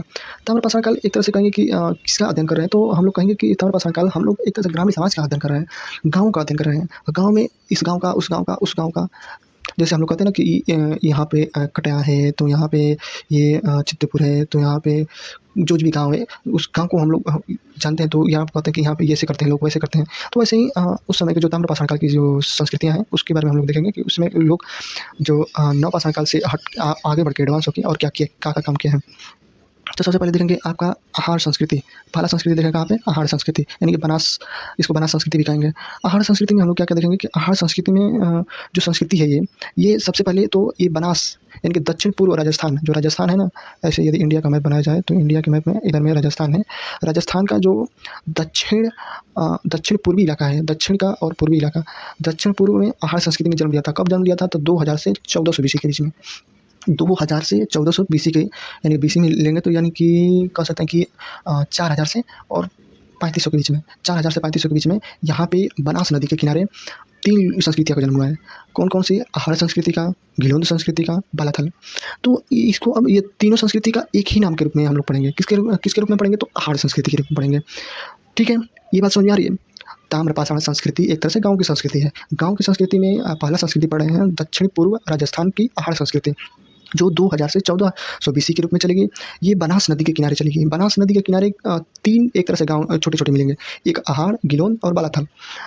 इन तीनों गाँव को मिलाकर एक ही संस्कृति के रूप में पढ़ेंगे। कौन-सा? तो आहार संस्कृति। इसको बनास संस्कृति भी कह सकते हैं। इतनी बात समझ में आ गई? ठीक है? चलिए, अब आहार की क्या-क्या विशेषताएँ हैं उस समय की? तो आहार में सबसे पहले तो तांबे के उपकरण मिले हैं। सबसे पहला इम्पोर्टेंट और यही पूछा जाएगा कि ताम्रवती, इसी की वजह से जो तांबे का पहला सच मिला है यहाँ पे आहार में, इसी की वजह से इसको ताम्रवती नगर कहा गया है। तो पूछेगा कि ताम्रवती नगर किसे कहा गया है? तो ताम्रवती नगर आहार को कहा गया है। ठीक है? फिर इसके अलावा यहाँ पे कपड़े, जो कपड़ा होता है, कपड़े की छपाई का जो थप्पा होता है, जो थप्पा लगाया जाता है एक डिज़ाइन बनाने के लिए, तो थप्पे का भी साक्ष्य ये ताम्रवती नगर में मिला है। इतनी बात समझ में आ गई? चलिए, गिलोंद में क्या है? तो गिलोंद में आपको जो पत्थर के उपकरण हैं, अग्निकुंड है, ये गिलोंद में साक्ष्य मिला है। ये भी बात समझ में आ गई आपको? बनास नदी के किनारे 3 गाँव थे, एक था आहार, गिलोंद और बालाथल। आहार में थोड़ा-सा पॉइंट हम लोग जान गए कि ताम्रवती और इसे कहते हैं कपड़े की छाप वाला, कपड़े की जो छापा है, छापा का मतलब कि जो जिससे हम लोग डिज़ाइन वगैरह बनाते हैं, उसको कहा गया है। ठीक है? चलिए, अब इसमें अगला गाँव देखिए, अगला गाँव आपका गिलोंद था। गिलोंद में पत्थर के उपकरण, गिलोंद में कौन-सा मिला है? तो पत्थर के उपकरण मिले हैं। ये अग्निकुंड के साक्ष्य मिले हैं और पत्थर के उपकरण मिले हैं गिलोंद में। बालाथल में पत्थर और तांबे का औजार मिले हैं। ठीक है? तो एक तरह से आहार संस्कृति के बारे में हम जान गए कि यहाँ पे तांबे का साक्ष्य मिला है और ये दक्षिण में ये बनास नदी के किनारे पे है। दूसरा है आपका कायथा संस्कृति। कायथा संस्कृति कहाँ पे है? तो कायथा संस्कृति आपका एमपी में है। एमपी में ये जैसे कि एमपी में ये 3 जगह पे है। ठीक है? जो मालवा संस्कृति है ना, तो मालवा संस्कृति से पहले आया था कायथा संस्कृति। और कायथा संस्कृति में देखिए, कायथा संस्कृति कहाँ-कहाँ पे है? तो एरड़ जो आज का एमपी के जबलपुर का क्षेत्र है, और जो त्रिपुरी है वहाँ भी पाया गया है, उज्जैनी में भी पाया गया है। तो इसके साक्ष्य मिले हैं कायथा संस्कृति के। कायथा संस्कृति में क्या मिले हैं? तो काले लाल मृदभांड मिले हैं। ठीक है? उज्जैन के पास में हड़प्पा संस्कृति के समकालीन था। हड़प्पा समकालीन का मतलब क्या है कि हड़प्पा सिंधु सभ्यता भी चल रही है और इधर कायथा संस्कृति भी मध्य प्रदेश में चल रहा था। Do understand? तो हड़प्पा काल को इस कैथा संस्कृति को इस पॉइंट से याद रखिएगा कि ये जो है हड़प्पा संस्कृति से भी जाना जाता है। हड़प्पा संस्कृति के समकालीन भी चलता था। और यहाँ पे कौन-कौन से साक्ष्य मिले हैं? तो लाल, काले, मृदभांड मिले हैं। ओके, चलिए अब तीसरा पॉइंट पर आते हैं। तीसरा संस्कृति क्या है? तीसरा संस्कृति है आपका मालवा संस्कृति। मालवा संस्कृति भी वहीं कैथा संस्कृति के अगल ही बगल मिला है। ठीक है, इसका क्या है कि इसके जो मुख्य स्थल है नौता टोली, और इसके उत्खननकर्ता आपके बताते हैं एच डी संकालिया उत्खनन करता है। नौदा टोली उत्खनन करता एच डी संकालिया। ये भी पूछा गया है कि नौदा टोली किस संस्कृति को डिनोट करता है? तो नौदा संस्कृति मालवा संस्कृति को डिनोट करता है, जो एमपी में है। ठीक है, यहाँ पे क्या क्या मिले हैं नौदा टोली में? तो अनाज के ढेर मिले हैं। ताम्र पाषाणकालीन की सबसे बड़ा ग्रामीण बस्ती है। आई बात समझ में? मैंने बताया कि संस्कृति जितने भी आएंगे तो ग्रामीण संस्कृति है। तो यदि पूछेगा कि सबसे बड़ा गांव वाला संस्कृति कौन सा है, तो मालवा संस्कृति है। इस पॉइंट को भी ध्यान रखिएगा। ताम्रपाषाण कालीन की सबसे बड़ा ग्रामीण बस्ती कौन सा है? तो ये नौदा टोली है। ठीक है, मालवा संस्कृति आपको समझ में आ गई होगी। मालवा संस्कृति में 2-4 पॉइंट याद रखिएगा, जैसे कि नगदा हो गया, नौदा टोली हो गया, फिर मालवा हो गया। ठीक है, इतने पॉइंट को याद रखिएगा। चलिए, मालवा भी आपको समझ में आ गया, ऊपर में आहड़ समझ में आ गया, कैथा समझ में आ गया, मालवा समझ में आ गया। अब आते हैं लास्ट वाला जारवे संस्कृति में। जारवे संस्कृति को पूछा जाता है, जारवे संस्कृति में क्या है? तो जारवे संस्कृति में आपका है ये है महाराष्ट्र में। ठीक है, महाराष्ट्र में है। महाराष्ट्र में ये जारवे संस्कृति में क्या हुआ कि जारवे संस्कृति जो है ना आपका आज का जो महाराष्ट्र का अहमदनगर है, अहमदनगर में ये 1400 से 700 बीसी में तक है। ये 1400 से 700 बीसी के अराउंड में पड़ता है। और यहाँ पे जारवे संस्कृति में क्या हुआ है कि यहाँ पे जो दैमाबाद है, नेवासा है, ठीक है, ईमान गाँव है, चंदौली है, ये इन क्षेत्रों को ज़्यादा पूछा है। ये क्षेत्र बहुत इंपॉर्टेंट है, जैसे दैमाबाद है, इनाम गाँव है, और आपका चंदौली है, ये धुले प्रकाश है, ये सब सोने गाँव, नासिक, ये सब नाम देख के अब पूछा कि किस संस्कृति से रिलेटेड है, तो आपको बताना होगा कि जारवे संस्कृति से रिलेटेड है। कहाँ के? तो दैमाबाद, नेवासा, इनाम गाँव, चंदौली, नासिक और प्रकाश धुले। ठीक है, इसके बारे में कुछ इंपॉर्टेंट थिंग देख लेते हैं कि ऐसा इसमें क्या-क्या है। तो इसमें है कि घरों में फर्श, और जो यहाँ पे जो सावाधान किया गया है, सावाधान घरों में ना, जैसे कि इन लोगों का फर्श है, मतलब कि नीचे ये पत्थर वगैरह बिछा देते थे, फर्श टाइप में बना है। और इनके जो सावाधान है ना, तो सावाधान उत्तर से और दक्षिण में, उत्तर की तरफ इनका सिर हो जाता था और दक्षिण की तरफ पैर हो जाता था। ठीक है, और इस एक दीर्घवृत्ताकार में इनके सावाधान किया जाता था। ठीक है, किलेबंदी भी किया गया है, जैसे कि किले दुर्ग बनाया जाता है, तो दुर्ग में किनारे-किनारे जो आज का छतवाली होता है ना, छतवाली, तो उस तरह सुरक्षा के लिए एक किला नुमा बनाया जाता था। किनारे-किनारे पे ऊँची-ऊँची पहाड़ दीवार बनाए जाते थे। तो उस टाइम में किला बनाया गया है। फिर माता देवी की यहाँ पे भी पूजा किया जाता था, यानी कि माता देवी प्रधान था। और यहाँ पे देखेंगे तो समाज का भी बँटवारा था। यहाँ पे जो आपका जो समाधान मिले हैं ना, तो समाधान में देखेंगे कि कुछ समाधान को ज़्यादा सामान दे के दफनाया गया है, कुछ को कम सामान दिया गया है। तो यहाँ पे कहा जाता है कि जो ज़्यादा सामान है तो वो ज़्यादा अमीर रहे होंगे, कुछ को कम सामान देकर दफनाया गया तो ये कम हो, यानी कि वर्ग विभाजन भी यहाँ पे मिलता है। कहाँ पे? तो जारवे संस्कृति में। ओके, इतना बात समझ में आ गई होगी। ठीक है, इसमें आपको जो मालवा संस्कृति बताए थे वो आपका एमपी में है, और ये 2000 से 1800 बीसी का है। ठीक है, और ये नर्मदा नदी के किनारे है, पश्चिमी क्षेत्र में, पश्चिमी जो एमपी का पश्चिमी क्षेत्र है उधर में पड़ेगा। और यहीं पे मैंने नर्मदा और कैथा दोनों को होता है। ठीक है, कैथा जो संस्कृति है वो पहले आएगी, और जो आपका मालवा संस्कृति है वो बाद में आएगी। चलिए, इतना पॉइंट आप लोग को क्लियर हो गया होगा। अब आते हैं, यदि आपको क्लियर नहीं हो रहा होगा तो मेरे वीडियो देख लीजिएगा, वो सबको सब पॉइंट क्लियर हो जाएगा। मैं इसको रिवीजन के तौर पर ले रहा हूँ, तो इसलिए जल्दी बता के निकल रहा हूँ। और आइए, आपका ये लास्ट पॉइंट है लौह पाषाण काल का। लौह पाषाण काल का एक कहते हैं इसको मेगालिथ क्यों कहा जाता है? तो मेगालिथ इसलिए कहा गया है कि यहाँ पे जो मेगा का मतलब है बड़ा सा, और लिथ का मतलब है पत्थर। ठीक है, तो ये बेसिकली जो ये महापाषाण काल का जो काल चला है, यानी कि लौह युग का जो काल चला है, ये चला है आपका दक्षिण भारत में। दक्षिण भारत में कब चला है? तो उत्तर भारत में जब आपका वैदिक काल चलेगा। वैदिक काल के बाद आपका जो वैदिक काल के बाद ऋग वैदिक काल के बाद जो आपका उत्तर वैदिक काल चलता है, उस समय के काल में यहाँ पे दक्षिण भारत में महापाषाण काल का काल चलता है। ठीक है, दक्षिण भारत में देखेंगे तो 1100 बीसी में हल्लूरू में कार्बन डेटिंग से ये पता चला है कि 1100 बीसी करीब में बीसी में वहाँ पे लोहे का साक्ष्य मिलने लगता है। कहाँ पे लोहे का साक्ष्य मिलता है? पिघली में, ब्रह्मगिरी में। ठीक है, यहाँ पे सबसे इंपॉर्टेंट है यहाँ के सावधान बहुत इंपॉर्टेंट है यहाँ पे। तो इसके जो खोजकर्ता के रूप में यदि देखेंगे तो उस खोजकर्ता के रूप में 1944 में बी डी कृष्णा स्वामी और महापाषाण काल की खोज किसने किया था? तो 1944 में बी डी कृष्णा स्वामी ने किया था। कृष्णा स्वामी ने मृतकों को जैसे कि यहाँ पे बताया था कि जो मृतक है ना, तो पहले जितनी भी संस्कृतियाँ थी, उसके पहले जो लौह पाषाण काल था, तो लोगों को दूर नहीं दफनाते थे, वो घर के अंदर ही दफना देते थे। तो घर के अंदर ही ऊपर ही दफना देते थे। तो कभी-कभी ऐसा होता था कि बहुत तेज़ लीक कर गया तो दुर्गंध आने लगता था। तो अब संस्कृति जो दक्षिण भारतीय संस्कृति है, तो अब ज़्यादा टाइम हो चुका है, वैदिक काल आ गया है, तो वैदिक काल में एडवांस थोड़ा-सा हो गया था, तो ये लोग घर से दूर दफनाते थे। दूर कहाँ दफनाते थे? तो पहाड़ों पर दफनाते थे, ठीक है? तो इसलिए इसको इसे कहा था महापाषाण काल। इसका जो विकास हुआ था, विकास में देखेंगे तो आपका महाराष्ट्र के क्षेत्र में, महाराष्ट्र के जो नागपुर वाला क्षेत्र है, फिर कर्नाटक के मास्की में, जो आंध्र प्रदेश के देखेंगे, आंध्र प्रदेश के नागार्जुनकोंडा में ज़्यादा इसका विकास देखेंगे महापाषाण काल का। फिर तमिलनाडु का जो आदि चुल्लूर है, वहाँ पे ज़्यादा और विकास देखेंगे, ठीक है? क्या-क्या मिला होंगे तो यहाँ पे बेसिकली आपका जो लाल मृदभांड है, छलनी है, तस्तरी है, ये सब ज़्यादा मिलते हैं। फिर उसके बाद लोहे का जो तीर फलक है, गुड़िया है, गुड़िया का उनका जो मन का बनाया जाता था, उसी को गुड़िया बोलते हैं। लोहे का जो त्रिशूल है, ये सब मिलता है। तो बेसिक रूप से यदि देखा जाए तो ये कहना क्या चाहता है कि जो लोहे का आविष्कार है 1100 ईस्वी में हुल्लूरू में, हुल्लूरू यानी कि महाराष्ट्र का जो क्षेत्र है वहाँ पे हुआ था। और यहाँ पे कुछ ना कुछ साक्ष्य ऐसे मिलने लगे हैं, लाल काले मृदभांड का, लोहे का साक्ष्य एक तरह से मिलने लगे हैं। बेसिक यहाँ पे ये है कि इसकी जो सावधान की विधियाँ हैं, जो इसके जो दफनाने का तरीका है, उससे क्वेश्चन आता है कि ये दफनाया कैसे गया है, ठीक है? तो महापाषाण काल से लौह युग से क्वेश्चन यहीं से बनता है, दफनाने की विधियों से। दफनाने की विधियाँ में देखें 3 से 4 विधियाँ हैं। पहला है आंशिक समाधान। आंशिक समाधान में क्या है कि जब लोग मर जाते थे, तो मरने के बाद लोगों की जो भी हड्डियाँ थीं, जो यदि वयस्क लोग मरते थे ना, तो वयस्क लोग की हड्डियों को ये लोग वयस्क लोग की हड्डियों मरने के बाद छोड़ देते थे वहीं पे। मरने के बाद जैसे चील, गिद्ध, कौवा को खाने के लिए छोड़ देते थे। चील, कौवा जब इसे खा लेता था, तो उसके बाद उसका केवल हड्डी बचता था। हड्डी को ये लोग हड्डी को लेकर जाके और समाधान करते थे। Do understand? तो हड्डियों को केवल दफनाने को आंशिक समाधान कहा जाता है। तो आंशिक समाधान के साक्ष्य यहाँ पे मिलते हैं। कहाँ पे? तो ये दक्षिण भारत में, महाराष्ट्र, नागपुर से जितने भी दक्षिण में, आंध्र प्रदेश, कर्नाटक, तमिलनाडु के क्षेत्र में आंशिक सावधान के साक्ष्य मिलते हैं। पूर्ण सावधान के साक्ष्य भी कुछ जगह पे मिलते हैं। पूर्ण सावधान में क्या होता था कि पूर्ण सावधान में जैसे दफनाया जाता है, पूरा शरीर को एक गड्ढा खोद के उसमें रख दिया जाता है, उसके ऊपर मिट्टी डाल दिया जाता है, तो उसको पूर्ण सावधान बोलते थे। वैसे ही पूर्ण सावधान किया जाता था, ठीक है? फिर उसके बाद बच्चों को जैसे सावधान किया जाता था, बच्चों को सावधान किया जाता था, उसके साथ इसी को कहा जाता है कलश सावधान। कलश सावधान में ये होता था कि जब बच्चे मर जाते थे, तो बच्चे को दफनाने के लिए उसके साथ ये था कि बच्चा अभी जीवित हो सकता है, तो जीवित होने के बाद ये बच्चे को पानी पिलाने के लिए, खाना खिलाने के लिए रहेगा कौन? तो यदि हम लोग नहीं रहेंगे, तो बच्चे को पानी पिलाने के लिए एक मृदभांड रख देते थे, या वो मृदभांड लोहे का भी हो सकता था, और ये मिट्टी का भी हो सकता था, ठीक है? तो इसके साथ कलश दफनाने की जो परंपरा हो गई, तो इसी को कहा जाता है कलश सावधान। यानी बच्चों के साथ कलश का सावधान के ज़्यादा साक्ष्य मिले हैं। अंत्येष्टि सावधान क्या था? लोगों को मरने के बाद वहाँ पे लोहे का कुछ न कुछ सामान रख दिया जाता था। लोहे से, जैसे कि कलश का या उससे रिलेटेड कुछ भी सामान रख देते थे, तो उसे अंत्येष्टि सावधान बोलते थे, ठीक है?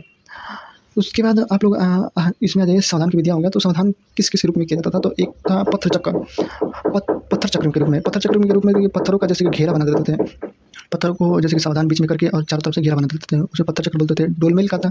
डोलमेल ताबूत एक विधि थी, जो ब्रह्मगिरी की तरफ ज़्यादा फेमस थी। डोलमेल ताबूत में क्या किया जाता था कि मेज़ की तरह जो होता है, मेज़ की तरह 2 तरफ से पत्थर को उठा के बीच ऊपर से एक उसको ढकने के लिए पत्थर लगा देते थे, यानी मेज़ टाइप में उस सावधान को दफनाते थे। इसको डोलमेल ताबूत कहते हैं। संगोरा क्या था? संगोरा में जो मरने के बाद लोग उसको पत्थर से एक तरह से पत्थर को ढकते एक टीला-नुमा बना देते थे, पिरामिड-नुमा। तो उस पत्थर को संगोरा बोला जाता था। फिर छतरी और सर्प रूप में एक पत्थर, बड़ा-सा पत्थर लाते थे, जो लगभग झुका हुआ रूप में होता था। तो सावधान नीचे करके ऊपर से सर्प के आकार से जिला देते थे। मिनहेर का था, तो मिनहेर 2 से 3 फुट का एक पत्थर होता था, बड़ा-सा पत्थर। वो सावधान करके उसी के ऊपर रख देते थे, ठीक है? शिष्ट क्या था? तो शिष्ट एक तरह से जो पत्थर की जो पेटी होती है, मम्मी होता है, उस मम्मी में एक तरह से पेटी में बंद करके दफना दिया जाता था। तो इस तरह आप लोग देखेंगे तो आपको मैंने सब का सब इसमें मैंने बता दिया, ठीक है? मैंने सावधान के प्रकार भी बता दिया कि सावधान में कैसे, शिष्ट कैसे था, डोलमेन कैसे था, सर्किल में कैसे था, मिनहेर में बड़ा सा एक पत्थर बता ही दिए। फिर इसमें जो भी महापाषाण काल के स्थल का है, और तमिलनाडु के फिर उसके बाद ब्रह्मगिरी और मासी कर्नाटक में नागार्जुनकोंडा एक तरह से देखेंगे तो नवपाषाण काल में बहुत ही विकसित अवस्था में था, ठीक है? तो इस तरह ये चैप्टर समाप्त होता हुआ, और सिंधु घाटी सभ्यता में एक तरह से कहा जाए तो आहड़ और कैथा और गणेश्वर जो संस्कृति थी, आहड़, कैथा और गणेश्वर संस्कृति थी, तो वो सिंधु घाटी सभ्यता के साथ चली थी, ठीक है? तो इस पॉइंट को याद रखिएगा कि आहड़, कैथा, गणेश्वर सिंधु घाटी सभ्यता के पैरेलल चली थी।